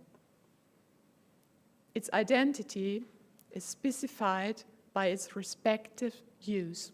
In other words, through what is brought into it in terms of exhibition program, internal orders and objects, and what the visitor adds to it. Obviously, the accessibility of this building is of high priority. That is interesting. It has to offer spatial, technological, and content reference systems. We can say that it is spatially open due to the reduction of its architectural elements and the expansion of its spatial boundaries. It's typological open due to its capacity to integrate ideas and content especially well. This fragmentary nature of this space is thus not solely at the level of form and content, but it is also realized through the co-creation of the user. Its fragmented architecture can realize a state that is already prepared as an option. On the functional level, for example, the floor and ceiling are designed in such a way that they provide a supply for infrastructure, lighting, hangings, fixtures, electrical outlets. At the same time, all architectural elements of the space are also prepared theoretical conceptual levels. We humans can give different meanings to such a building type. Conversely, such a building, in the context given to it, sets the parameters within which meanings can unfold. The key role is played by the viewer and user. It is interactionist behavior seen in this way. It is not reaction, but it is an interaction. It's an architectural fragment between social science, environmental planning, and aesthetics. After centuries of colonization and expansion, we have overrun the world with our architecture? What if we were to reverse that expansion? For this reason, we have to re-look at questions of density. A little example. The current population in Berlin, for example, is around 3.5 million at the moment. And its built-up area is 37,000 hectares. What if the city of Berlin would be developed into a hyper-dense metropolis and its surrounding areas into a well-functioning, interlocking ecosystem? The legally defined minimum of housing space for human beings in Germany is 12 square meters, corridors and stairs included. So the minimum volume in total for their housing space would be 200 million cubic meter. If it becomes a cube, each side would measure 560 meters. But this is just a mind game. How could the coexistence of urbanity and natural space look like? This is a project about urban expansion along an existing highway. On the left, you see wildlife corridors in Germany and their neighboring countries. Next to this, there's our human infrastructure networks, highways and railway roads. And on the right, there's a project, Hypercity. This project is an urban model that increases the natural space necessary for a healthy ecosystem to 50% by attaching urbanity to existing infrastructures. If we talk about the monumentality of fragments, is it also allowed to talk about the monumentality of interlocking ecosystems? The equality of animals, pedestrians, and intermobility users? What if we would use urban voids, for example, the old airport, Tempelhof in Berlin, and involve it into a nature reserve, an area within the city from which humans would initially step back completely? It could be the venue for the next International Building Exhibition, IBA, combined with an horticultural show, IGA. Why is it taken for granted that we simply declare the ground, the soil, to be our property? To end with a book with the title Beginning. I was just given it by a friend. It came out 3 weeks ago. The authors there asked how our civilization can be rethought with the future of humanity in mind. It's a plea for the power of direct action. I can't wait to read it. Thank you very much.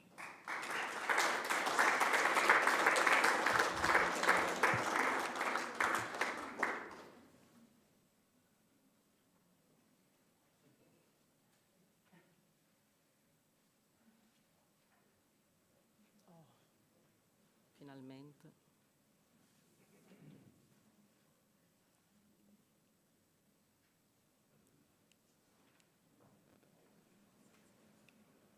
Yeah, okay. So thank you, Heike Hanada. Thank you, Massimo. Thank you, TU Dortmund. And first of all, I would like to know the name of the artist who did the porchetta. So maybe later, Giuseppe. So Inside Out, I don't know, I have to, look at this. Now maybe I do like this. So we have the plan of Nolli, which everybody knows. And what is interesting here is that Nolli depicted the city as a black mass in which it carved out the public space, the open and the cover. So you can recognize the Pantheon in the middle and Piazza Navona on the left. And it's like a sequence of public space with no boundaries. Then we have, a few years later, Archizoom, who depicted a city like, a big open space with no architecture. It's like a garage or a supermarket with few infrastructure. And the point is that you have the private and the public which coexist simultaneously. And then we have Andrea Branzi, who is one of the founders of Archizoom, who wrote a very interesting essay called La città generica, la metropoli generica, in which the generic metropolis seems to have no boundaries, no borders anymore, which means that therefore there's no longer an outside, and the environment is continuous, and the landscape becomes confused. So the new domestic metropolis has, again, no boundaries, and it must be, in every situation, redefined in terms of what is public, private, inside, outside, natural, artificial, and belonging, extraneous. So we have the new domestic landscape and the generic metropolis who have merged, and the radical definition of the, the radical design definition of the interior as a landscape has been transformed as a landscape into interior. So what is the problem? We have now no qualitative differences, but quantitatives. And the problem is that the house is full, the city is full. So in our practice, we always try to deal with this ambiguity, with public and private, inside and outside. And as the city is full, we always try to use what is already there as a ready-made, creating like a new context around it. So like, this is again, the Archizoom no-stop city. Like this theater in Braunschweig, which we treat like a ready-made, and a few years ago we have been invited to make a new info pavilion in front of it, but instead of making a new object, again, so we try, or we thought to reuse the theater itself by adding these red stairs, which works as a display for the theater, as a tribune, and also a three-dimensional logos for the festival, so which can be seen from far. So here you have a schematic plan of the city of Braunschweig with a historical center in the middle and the axis from which the theater can be seen.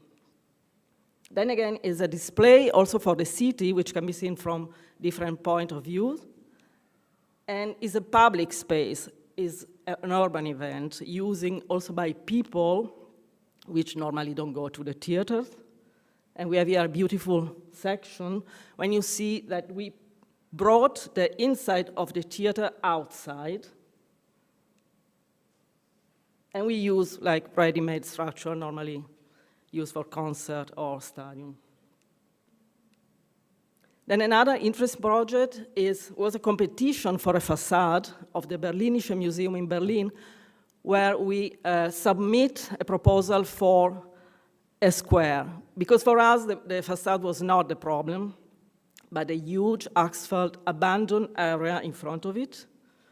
And then we proposed like a one-to-one Scrabble game in which you can read horizontally, you can read the names of the artists which are present in a collection. So you can read Rodchenko and Ullmann, then Kopitiansky, Beckmann, and so on. So we brought again the inside, interior, the content of the museum outside to the city. So this is schematic drawing of this letter field. So you see it's really huge. And then it works again, like the rest stairs, as a display for the museum. The museum is, we are in Kreuzberg, it's in a hidden location, almost hidden location. And this is a schematic, parcours that we created with the Berlin Museum and Jüdische Museum. And this is the facade of the museum that we didn't touch at all. So you see, it is like a signal for the museum. And again, from a private institution, which is public, but again, you have to pay the ticket, we gave to this Bezirk, this area, which is, well, we are in Kreuzberg, we have social housing. So we gave this place to the people living there. They use it, especially children, which use it like a playground. So then another example of our approach toward competition for private building is a critical approach, is this proposal for the Axel Springer published housing, which is, I think, the biggest published housing in Germany. A few years ago, we have been shortlisted for this competition for a new media campus. And the schematic plan you see below the two existing buildings, and above, so our proposal in which, like Gian Battista Nolli, or Giovan Battista Nolli, I don't remember, we carve out 3 public space, 3 squares. And this is the plan. It's an interesting site because we are on a former border between East Berlin and West Berlin. So you see the roof plan, it's like a garden, and you can recognize the 3 public courtyards, 3 iconic architecture which have never been built, like the skyscraper Friedrichstrasse of Mies van der Rohe, the Bauakademie of Schinkel, and then the third one on the left is Adolf Floris, the Chicago Tribune Tower. So 3 public space, like a constellation, like a city in the city, a green archipelago. So this is an axonometry, sorry, where we put the facade, the elevation are now inside. It's inverted, the elevation inside, and the section is outside, making the facade. So the black levels are the levels of the office, the bureaus for the new media campus. So you see the process on how the public and the private combines. So the result with you see above the 2 existing buildings of the Axel Springer. And then on the ground, we left the space completely free, in a way marking this border, but instead of building a new wall to the ground, we left it completely free for public event or installation. So again, another project which is also considering this relationship between public and private. In 2017, we have been invited to the second Chicago Architecture Biennial, to, among others, to rethink the Chicago Tribune Towers. And we started make a few considerations on this competition which took place in the 20s. And in this competition, actually, is the first time where the US meets Europe. And at that time, most modernist architects, they were considering or studying the high-rise as a new model for building the city. Almost everybody at that time, except of Adolf Loos and Raymond Hood, which actually won the competition, and he built. This is the site in Chicago, And we create, we set a stage for this encounter, for these two completely different way of thinking. No? The high-rise as a new utopic. No? We have Le Corbusier, Villeradieu, again, Mies van der Rohe, Friedrichstrasse, and the round things is, of course, Adolf Loos and Raymond Hood, which was built, but partially the site is open. Then I'm showing you the process. Now we brought us then to make our installation at Chicago Biennial. So then, again, we cut this volume, and then we made it from a volume as we turn it into spaces. And then the space in between becomes volume. So we have, again, like a kind of interior, which is exterior. So a facade, which is now, again, like a piece of a courtyard. So we took, in the end, the Adolf Loos column, making it as space, cutting it into the mass of the bureau, I think, bureau for the Chicago Tribune. And this is the result. This is a view of the installation at the Chicago Tribune, of the Chicago Biennial, sorry. And this is among other, you recognize also Hilbersheimer there on the left. So another question about the consideration of what a public space is now in its definition manifests also in the historical center of small cities, which are commercially, most of them are run down and reduced to empty storefronts or €1 massage shops. So it's the case of Oberhausen, which is a city close to Düsseldorf. And then we did a competition for a job center with a greenhouse on the top. It was in the brief. So we did like a sort of hybrid, combining this solid volume on the bottom and above this prefab greenhouse.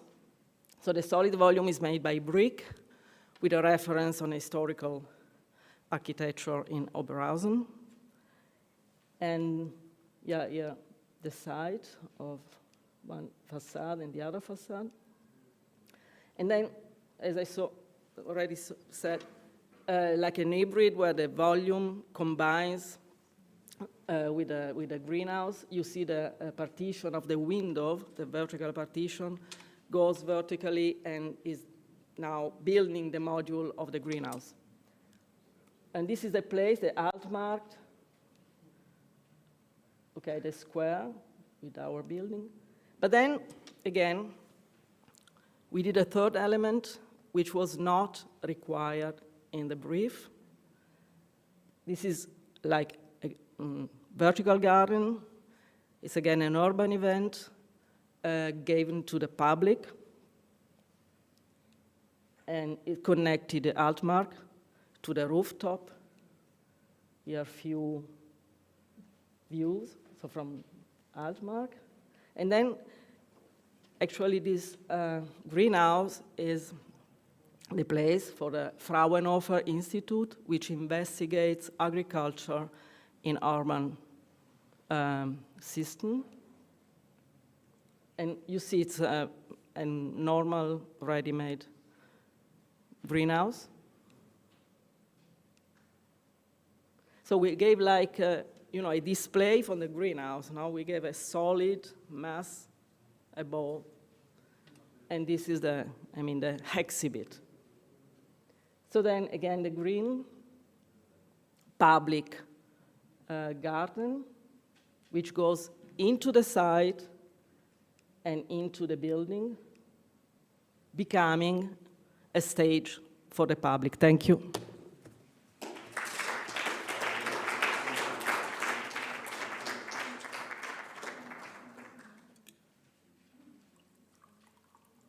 È mio il bicchiere? Is mine glass? Who knows? Who never knows?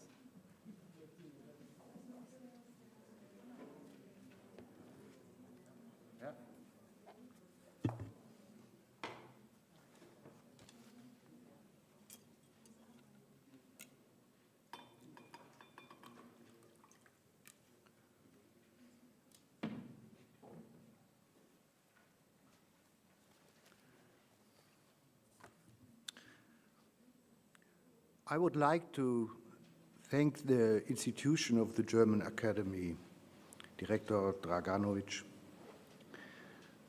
And of course, I would like to thank you, Heike, for organization, for organizing everything, and of course, for the invitation. In my preparations, the symposium and the exhibition overlapped more and more, I think. And I started to work with fragments on a small booklet. Of course, it's not finished, but I would like to take out a few excerpts to dispute this little lecture. I start with Novalis. The world must be romanticized. When I give the commonplace a higher meaning, the customary and mysterious appearance, the known, the dignity of the unknown,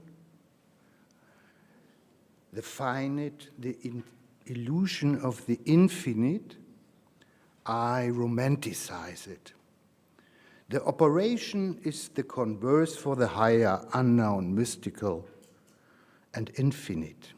Through this connection, it becomes logarithmized. I receive a customary expression, romantic philosophy, lingua romana.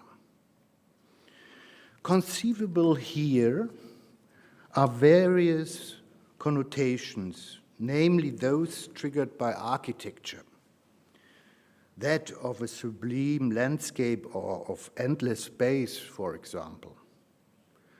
The unfeasibility of time, impermanence and timelessness, memory and cultural remembrance, the constitution of the human being and of society, the immensity of nature, the simplicity of the good and right life, materials and craftsmanship, or the city as the monumental stage of its inhabitants.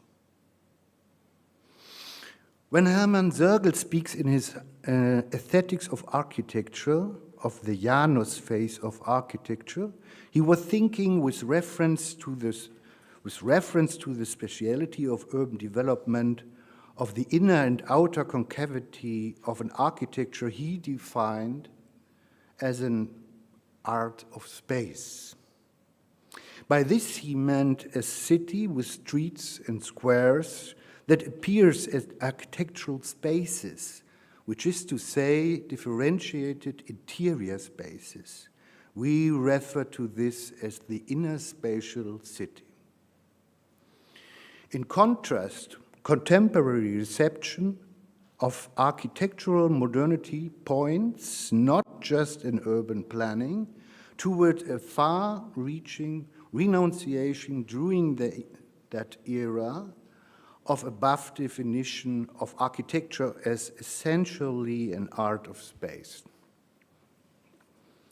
Associated with this is the foregrounding of a relational conception of space that conceives spatial design as the configuring of positional relationships between bodies, both conceptually and with regard to design.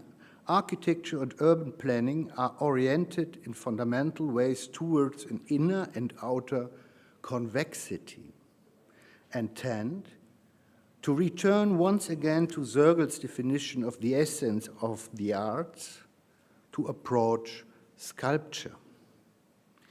Architecture then as an art of bodies. Invoked here is the so-called open city, a city of objects, which we refer to here as the outer spatial city.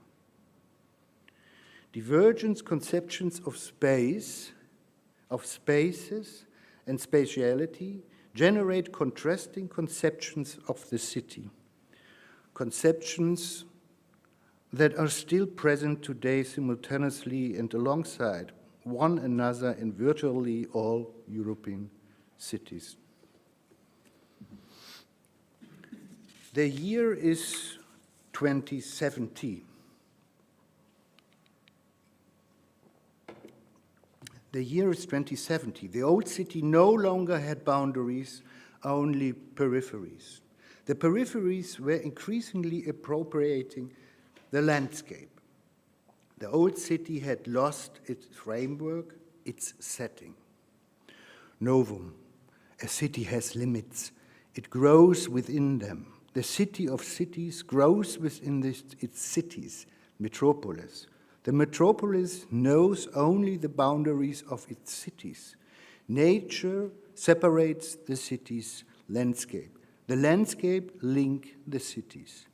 The cities rediscovered their self-contained form. A city has a form. The city is primarily shaped by its inner spatiality. The cityscape was vanquished because it meant an undifferentiated, shapeless mixture of urban and rural.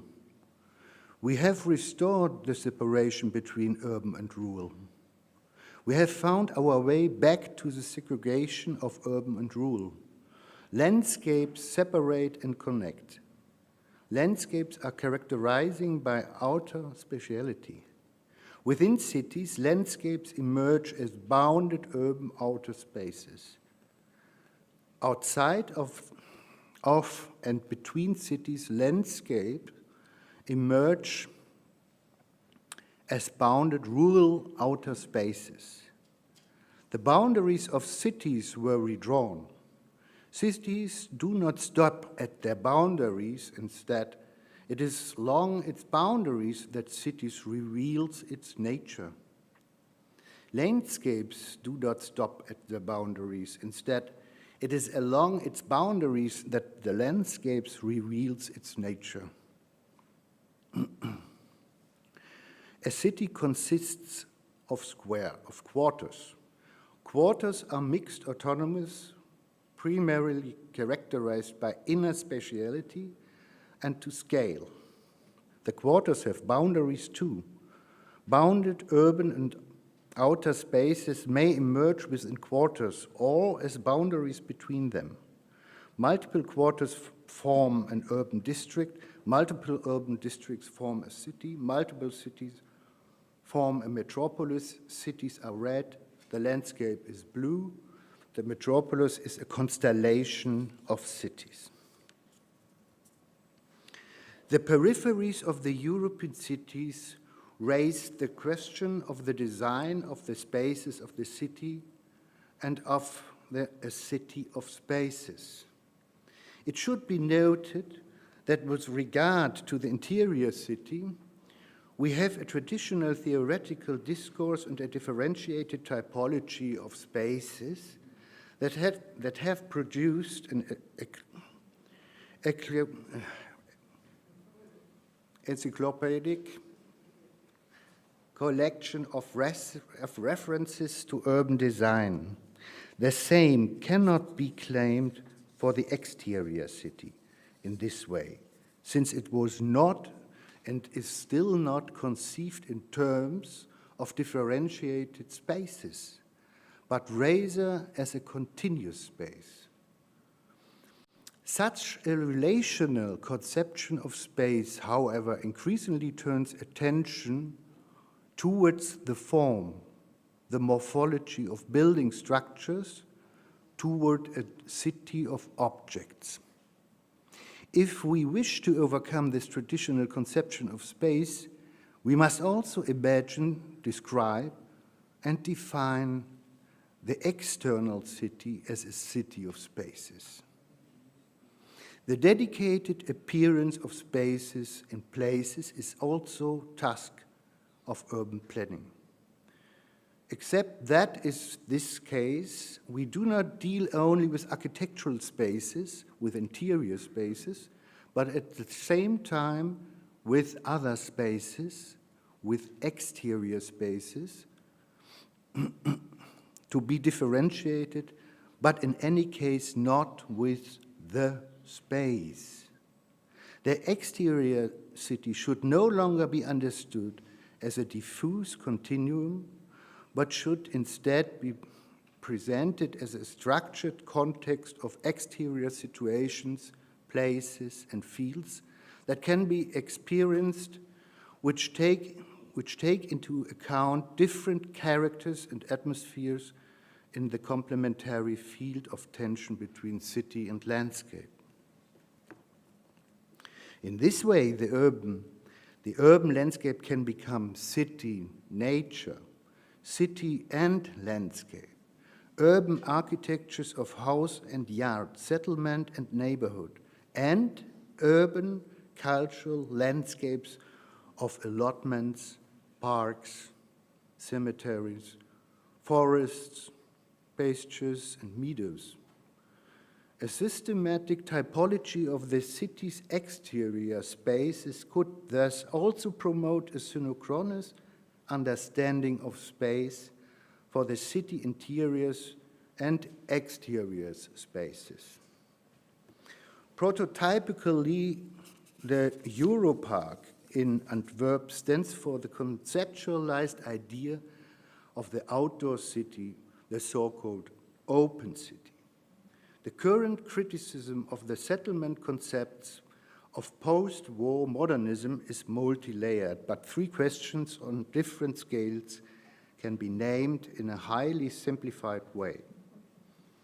The question of the dwelling, the question of the house, the question of the settlement or neighborhood, the latter being the one that is best able to provide information about our contemporary conception of the city.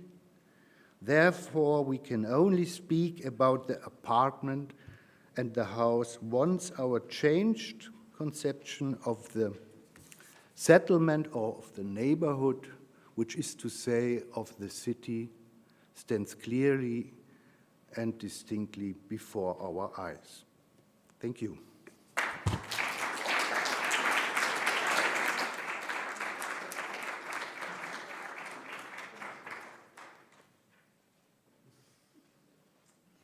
Thank you very much to everybody.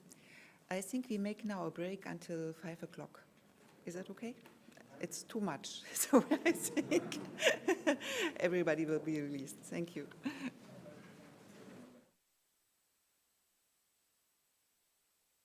So we should start, otherwise it's not very polite to the auditorium outside of this room. And I thank you very much for all your presentations and your very interesting approaches to the same matter, but with very different kind of content. I think for me, one of the most important questions actually is the question of the boundary or the border of a city in the future. In that sense, I'm maybe close to the interpretation of Uwe Schröder's approach, because I believe that it is too easy to say that the city just spreading out as it does at the moment. And on the other hand, I'm also convinced that there is a certain ambiguity for us in the interpretation of that. And therefore, I really appreciated also Simona Malvezzi's approach and her way how she interprets it in her projects. So maybe I would like, in this sense, I would like to ask Imke what she is, how she's thinking about this question of a boundary, because in your project, basically, you're trying to avoid the boundary itself, but because you're thinking of the biological and organic systems. And there's maybe a big gap in between the positions. Or how would you see it? Thank you. Yes, I think we definitely need boundaries. But I think they could be on a different level, or they have to be on a different level in the future, because we've got too much architecture already, and population is increasing. This can't work. So we need oxygen, actually, and it's not clear if architecture could produce oxygen. And it's not just oxygen. We need a complete ecosystem which works and which we are a part of, but just a part, and maybe quite a small part, but we rely on it. So that's what I think. Mm-hmm. But isn't this a question which is maybe not for our daily position now possible to think of? I mean, I think as an architect, as in practice an architect, you are also in practice an architect. We are on questions which are more grounded. And of course, I understand your demand. But at the same time, I think maybe there must be a position in between. So, and the fact, I mean, how the city is in the reality today, and maybe in the next 30 or 40 years, is maybe not still on that level what you're demanding. So in that sense, I would be interested. Yes, I think there are two things to say for me. On one hand, I think it's time to think about the public space of plants, of animals, and their social behavior as well, because we need them. They don't need us. And the second thing, what was it? For sure, I don't know, what was the question? No, it's all right, Imke. You can just relax and we will continue. Just wait, it's all right. So maybe, Adria, maybe you would like to... I would like to continue maybe on the point where you were. Maybe it will come together again. I enjoyed a lot hearing your very poetic presentation on the idea of uncertainty. It was uncertainty about the enclosure of objects, their relation to the texture of the city, and by that you made a bridge which I was very thankful for inside our group tonight, because all lectures at some point touched upon the issue of threshold, boundary, enclosure, and the uncertainty of that. And maybe it was you who named it that way.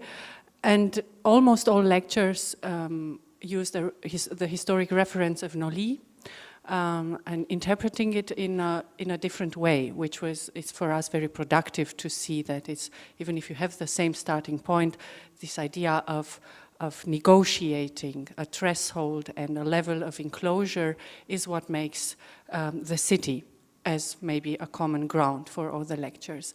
And what I personally find interesting is the relation between these positions and also the theory of the fragment behind that, because fragment in its modern conception, or the fragmentary, is defined as a constellation of objects being able to draw the physiognomy of something absent.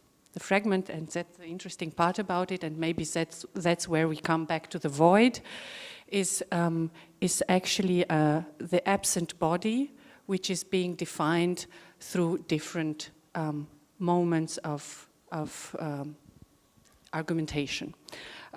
So starting with Noli, and I would go from here to Marco Provinciali's idea of the void. Inspired through your abstract and our talk before, I went again to read into the call for the Roma Interrota and Michael Graves' description also of the same Plan Noli. And he was talking there about something very subtle that Noli did. He was not only drawing the difference between the public and the private space in the city, but he was also pointing to something that we could call the public space inside the private. And that was a level which you touched upon also when discussing the references, the historic references. And I suppose this is an argument also very important in your own architecture. And I was wondering if this negotiation of the public and the private is something that you maybe can insist a little bit upon using the two projects that you've shown us, or maybe some other, in order to maybe help us embark on this idea of reactualization that the Noli plan can do. It works? Yeah, okay. Yeah, thank you for your question. Yeah, of course, Noli draws the substance of architecture in a twofold way, you know, as a mass or as something that is porous.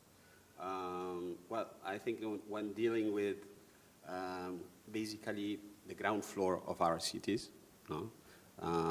Also, I found very interesting the proposal for the Axel Springer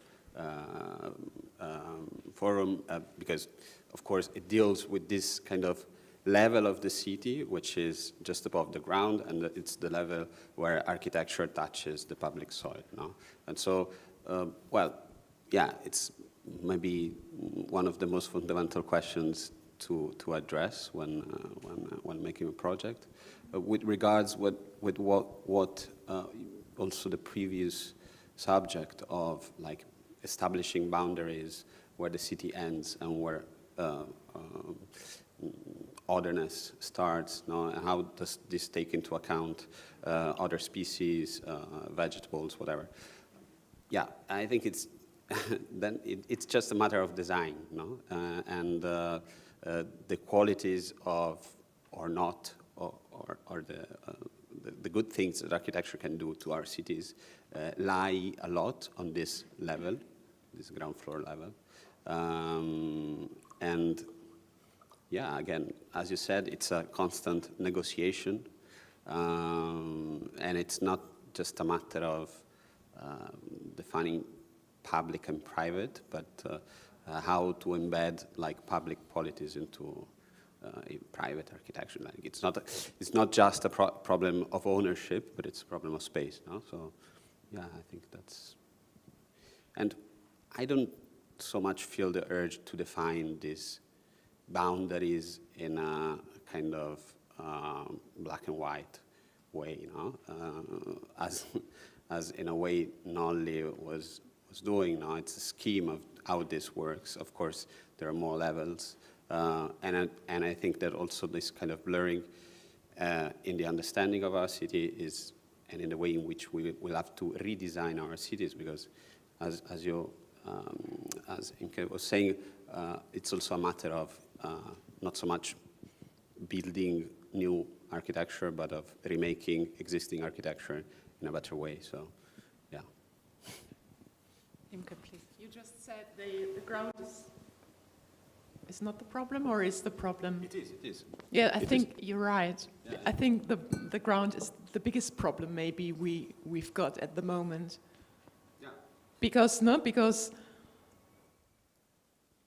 it does belong to us, either to the state or to a private person. And that makes a lot of problems with public space, for example, because someone said, Someone is just buying it and saying then, that's mine, so keep out. And there's a big problem, because suddenly we've got in the city these sort of blocked zones, and you can't ever get rid of it, because their children even can get it. So I think we need to change that. I think it's an old idea during the 1970s already, this kind of Bodenreform, we say in German, was thought of. So I think it would be better if the ground wouldn't be possible to possess it. It would just remain as good for everyone and every creature. Maybe you can rent it for a certain time, but then you have to give it back, and it can be rethink the way how it is used. Yeah, I'd like to add just one point that, of course, there is the question of the plan.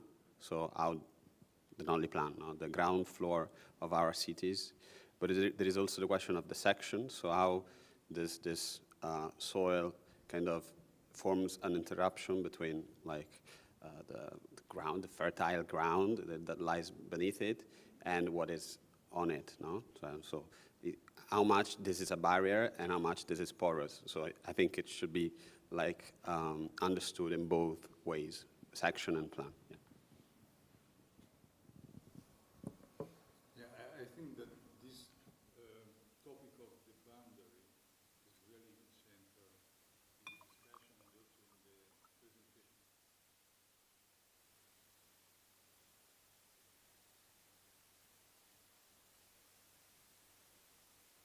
Is the sign of a conflict and protect someone, something which is outside. So it's the sign of conflict, and the temptation is to avoid. We say we build a new world without boundaries, which is too easy, because boundary is the foundation also of our city, as the Nolly plan has demonstrated. We need, unfortunately, we could say, boundaries, because the boundaries give identity. The Nolly plan, if you notice, is based, and is very interesting for this, is based on the fact that the inner space, the outer space, they communicate. So there is some space which is formed by an enclosure which communicate with the outside. Why I say that is the result of an enclosure? Because the forming process of this courtyard is an enclosure. They were all row houses which melted together around a common space, which at the beginning was the pertinent area, and formed an enclosure. So the origin is this. I think, just to conclude, that it's a very fertile topic of investigation. It's also the forming process of modern building type, especially Rome. They are formed by the enclosed spaces, by knotting. For example, a lot of post office by Libera, De Renzi, the well-known masterpieces of Italian architecture.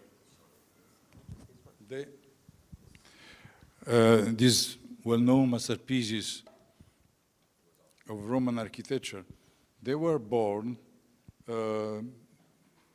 at least virtually by open spaces, inner spaces of building which were closed. And also, for example, the modern theater is an enclosure which was covered at the origin with the textile and after became a building. So there is, in my opinion, this dialectic between the boundary and open space which must consider.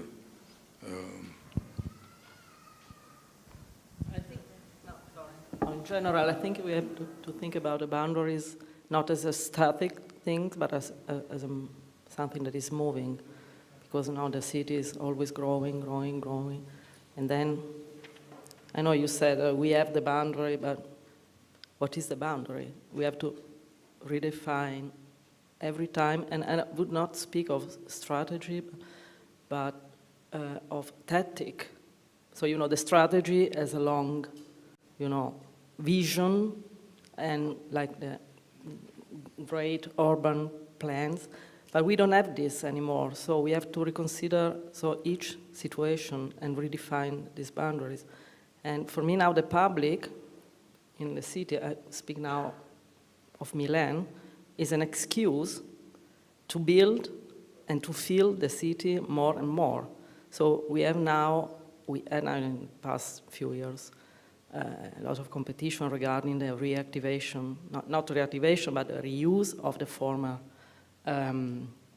train rails, area like Scalo Porta Romana, Scalo Porta Farini. And we have a private real estate who pretend or make like a fake option to give a public space to the city, but in reality, they build and they fill the space with awful architecture. So this is the problem. What is the city? What is the natural? Speaking about natural is also absurd, no? We don't have the nature. Who is nature? The nature is, I mean, everything is sold. The consumerism is the only energy who drives, not the city and the spaces. So I see the problem. And now I wanted to ask if fragmental for you as a positive aspect or a negative. Now, because this also the dissolution of a public space, what does it mean in reality is, you know, we are crying because we don't have public space anymore, or it's like for me, and in my lecture was the dissolution of a public space, meaning that we don't have, we have a continuity of the public space, no? So no solution, non-interruption. So in this sense, yeah. But I'm very curious, what do you think about this? I can try, I try to answer. Well, fragmental for me is a very important way to perceive our spatial condition within an urban context, but also for architecture. So the fragmentation of architecture includes for me that this kind of ambiguous approach, what I think, what is in between art and architecture. Without this idea of fragmentality, probably modernism wouldn't exist, I believe. And in this sense, I thought it is very important because, as I said before, the former symposium about monumentality or about monumental space is a question in our times which is not very popular, but I think, again, it's extremely important in terms when you think of public space or public buildings. And to find an approach to it is probably through this kind of idea of fragmentality, because it exists, but also because it's a method to deal with it. And this is just as a very maybe personal perception. And this subtitle on the dissolution of public space, actually I finally thought it was a mistake because it mislead many of you. And for me it was just a way to say the public space is not a public space anymore as it used to be or as we think it in a romantic way, but it has changed, and how can we deal with it? But it is neither negative nor positive, it's just a fact, I believe. Yes. And Peter was very angry about it, so maybe you can interrupt us. Yeah.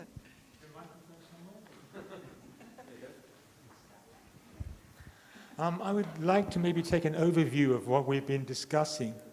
I think we can all agree that we're in a state of serious crisis, and I'm wondering very much whether it's relevant for us architects to talk about formal rules and to to play out the same old game and revive Roma inter rotta and things like that. I think what we are suffering now is a cultural and environmental collapse. And the reason for that is that our ontological system, our ontological Aufbau, is leading us in the wrong direction. We basically need a whole new philosophy of how we work. And I'm wondering what we as architects can do. We are ones who are close to the front. We are the ones who actually do implementation, but we need a political direction, or we need political backup financing. And I fully support Uwe Schröder's visionary view of what a city could be, but I think the question of vision is, the question is always, how will this vision reach the minds of the politicians? It's a question of propaganda. And the question of animals and plants, I think that there are already philosophies we could refer to there. I'm thinking of Bruno Latour and his Parliament of Things. But I think we architects are asking ourselves the wrong questions when we talk about architecture with the same old categories and forms. Would anyone like to comment? So I guess you will tell us tomorrow. No. But I think this helps us a lot to maybe place the moment of asking the question about the fragmental now, why we are discussing it now, and you naming a substantial crisis, not only of our the ethic of our discipline, but also in a general way understood as a crisis, is maybe one of the characteristic of thinking the fragmentary. It always turns out in the history of philosophy, art, and architecture in a moment of crisis, because it is an instrument of dealing with forms of crisis. And it is in a certain way productive, and not only in a negation. That's why I'm very thankful for Simona Malvezzi's question about, do you see it positive or not? Because maybe it's not about the positivity or negativity of it, but about its means of being productive. We chose it as a filter or as a mode of poetic reading of the city. So it is an instrument of understanding on the one hand, and then it becomes operative when it transforms from only, and I think this is also one of your arguments in explaining the organicity of the city, that a close reading of the city is already an operation on the city, not only a reflection. But just to stay for 1 second at this moment of crisis, we are of course not for the first time confronted with this idea of the crisis of the city reflected in the metaphor of fragmentaricity.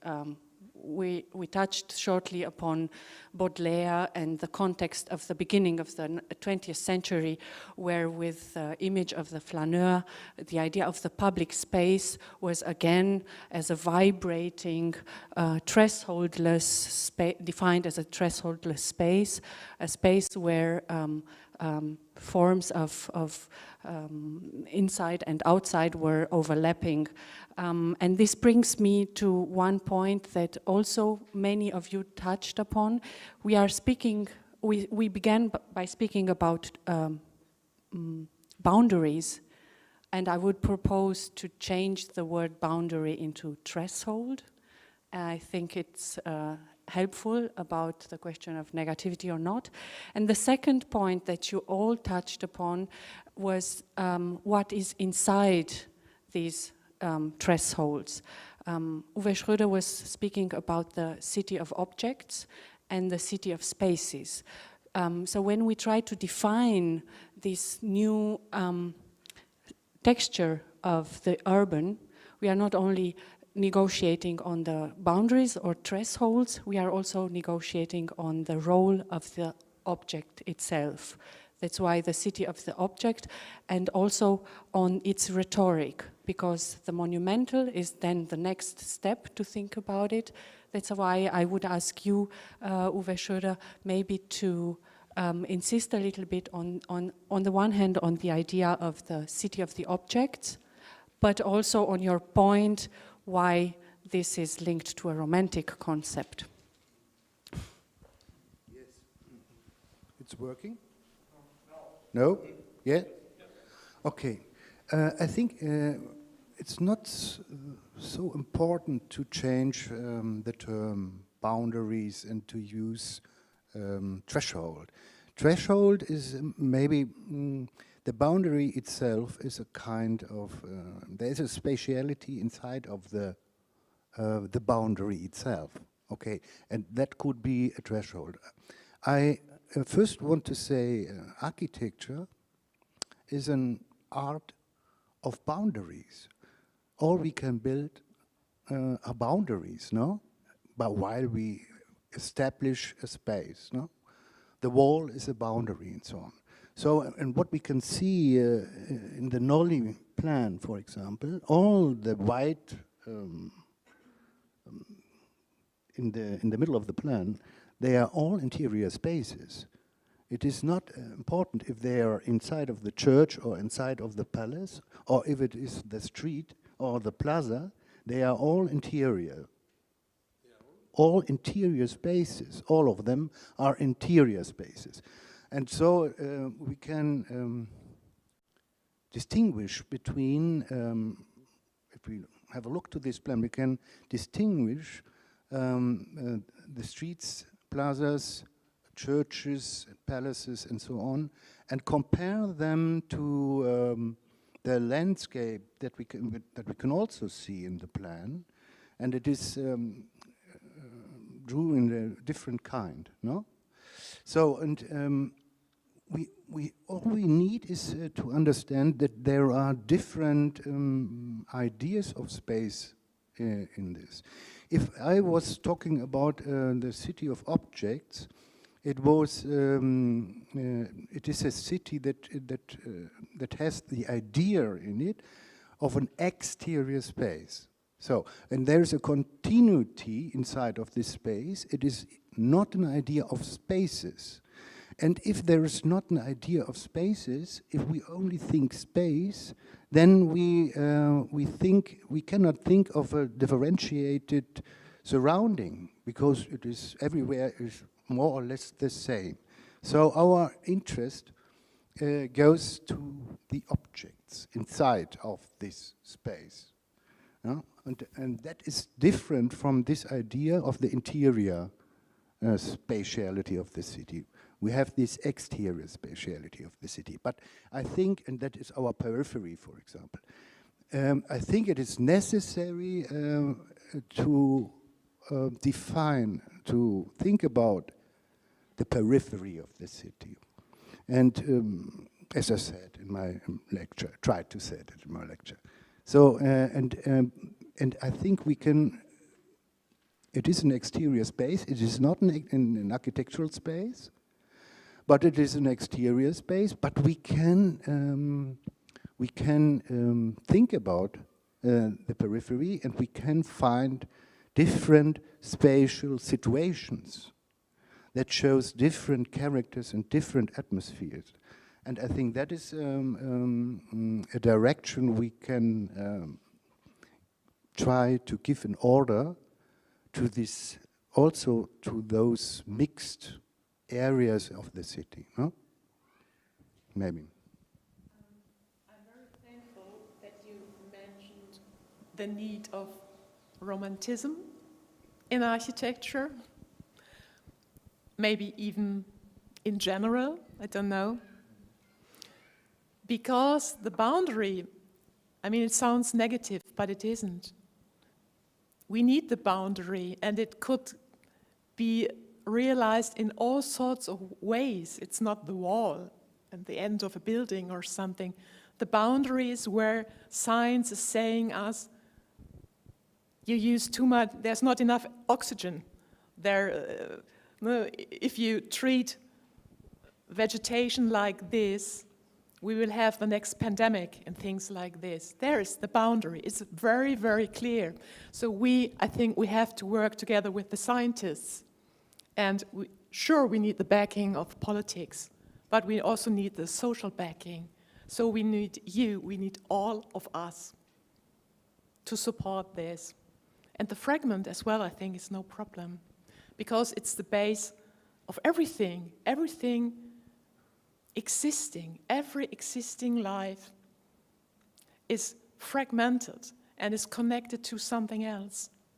And I think that's what it's about. We need to build all these connections in between. Then we can make I don't want to give any architectural type at all we discovered as a mankind. It's wonderful, it's amazing, it could be connected. Yeah, I think it's very interesting, this consideration. I think that there is no architecture without fence or boundary. At the poster you have printed, there is a very interesting phrase by Arendt that the problem is that now we have a collection of houses, more or less, not a community. So the difference is this, in my opinion, that the collection is a set of objects which are not linked by a rule, which is a fence in some way, something in which you recognize that this piece is as different from the other. That's the contradiction of the boundary. From a certain point of view, it generates conflicts in the history. No? The city wall, they are instruments of defense. They are military works. From the other point of view, the city wall, they are the identity of the city. This means that inside there is a rule, there are the gateway, the main route, a hierarchy. And this is very interesting for us. I was very much interested to what Uwe said before about Nolli plan, that the void, they are inner space, which is surely true, but there is a dialectic in the Roman inner space of the palazzos, of the even monastery, between inner and outside space. And I'm not sure if you well see the origin of the inner space of Roman palazzos, for example, if they are inner space or a piece of city. The palazzos, they were formed by houses, which formed an enceinte, a boundary, and the inner space in this way is like a small city. All the porch inside, they work like the road of a city. If we think just for a moment to the way in which they were built, the owner, they arrived in Rome, there was no place to build palazzos. There's got just small houses. So the only thing they could do is to buy the houses and to build a new road inside. So it was the beginning of a small city in which the outer road were revolved inside. And at the end, they formed a courtyard that is, in some way, a city space, a space. And that's very interesting, because that plan, in some way, I don't know if it's voluntary or not, but if you see the Nolli plan, you see immediately that these spaces, of course, they were owned by private, but they are public space. That's why I was quoting the process of knotting, because it's very interesting. In the modernity, the spaces which were private became again public, and there are many examples of this in Rome. I am still a bit uncertain about the boundary, but I may go out of the discussion with an uncertainty. We learned from Imke, Woelk, that uncertainty is very productive. Still, if we were to close on this topic, I would like to address Simona Malvezzi again, because when we speak about thresholds, boundaries, and objects in an inner relation with each other, we always have to deal with a tension between them. And in your projects, you signalized also new methods to work with this tension in the way you moved the exterior to the interior to the exterior, or you changed the closed volume or used it as a negative cutout as a method. And I was wondering how much of this strategy is concentrating on the politics of space, because I had the feeling that is also something that you are addressing in order to make a point out of the publicity of space, turning it inside out. And how much of it is it the body of architecture? Because of course they were very attractive sculptural objects that were as a result of your operations, and how you combine these two levels. This is maybe also, I am using a question that came out of the public, our internet public, directly addressed to you, which was asking to specify a little bit this method of subtraction on your Axel Springer campus project. Maybe you can do that as a closing moment. Thank you. So I think the spaces are made out of object. So without object, we cannot have the space. So I'm sorry, I will answer you. No, because the space, the square, you don't have the square if you don't have the object outside. So again, and then you said sculptural result of my project, which is a Zufall auf Deutsch, a casual result, because we don't think about the form in the end, but we always think about the process, and we always try to make spaces more than object. Then, of course, in the end, you have an object, but it's not that the starting point of our project. Then, the Axel Springer, of course, is a private project, and is an example, as I said already, of our critical approach toward a private building. And we always try, we try in every project we do, every competition, to make like the opposite of what the brief is asking, and then we lose. Like the reconstruction of the castle, Baroque castle in Berlin, which is an old story, but is now okay. And then, yeah, the Axel Springer again is a critical approach. Then we have lost it. Everybody knows who is the winner. But again, for us was interesting to questioning the city of Berlin as a city made by many cities, and this border marking the west and the east, no? And why do we have to close it again to make a wall? So that's why we left the ground completely free. But then, again, we have a lot of references, so our approach is never one direction. We have a lot of, levels. We like a lot of also object, also architecture, iconic architecture.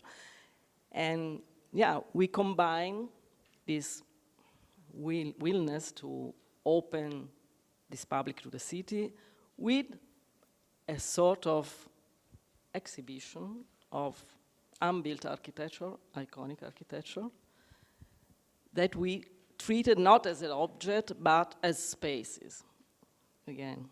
And this is the reference to Nolli, and this is it's an abstract operation. This is my, I don't know if I answer to the... Yes, you did. I did. There is a question from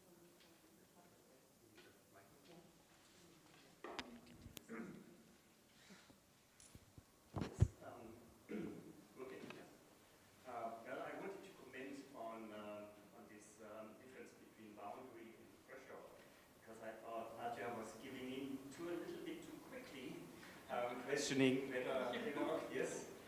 Because maybe we can define architecture as the process, the transition from boundary to threshold.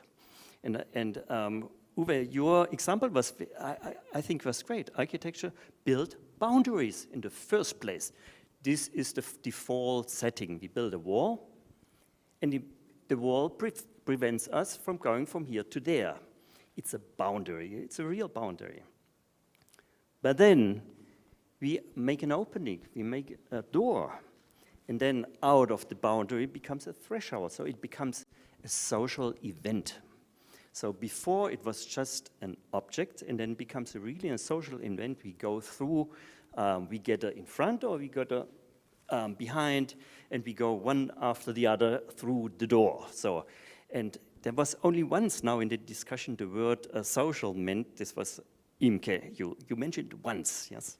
And I think if we talk about this fragmental, yes, the boundary and the threshold, I think the important thing is the social event, to turn architecture into a social event. Not only a space, but a space is only a space when it is becoming social. Then we have to ask, what for is the space? Now, yes, to answer. So, space, okay, we made space, I said before, but our space, I show in the project before, are all social. Starting from these red stairs, the Scrabble game. We are in Kreuzberg, we are social housing, so from, immigrant. And this space in front of the Berlinische Gallery was really so triste, sad, a sad space.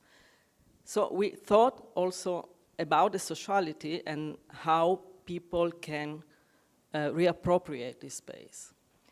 And this abstract element, which is in the end sculpture, but was, the starting point was again the space, the urbanity, the connection, the display, connection with the city, and the sociality. So the space, and also the Axel Springer, which is... Yeah, and this is very interesting. So the space in front of the Berlinische Galerie was first a kind of boundary. Nobody wanted to go there, and nobody wanted to cross it, yes? And therefore it's very important, so the transition to turn the boundary into threshold, and not into something which is totally open, because a threshold, it resists in a certain sense, It opens itself up to certain activities, but not to all. And I think this is the question of architecture then, right?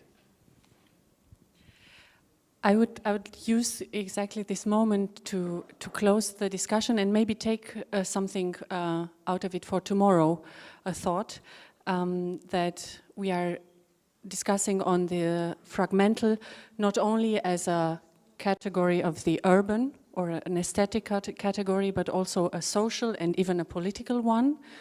And all these dimensions are filters that help us understand and produce architecture, even in a way of negotiating the difference between the boundary and the threshold, like we just did in a, as I feel, very productive way. So thank you very much for your lectures and also for your engaged discussion.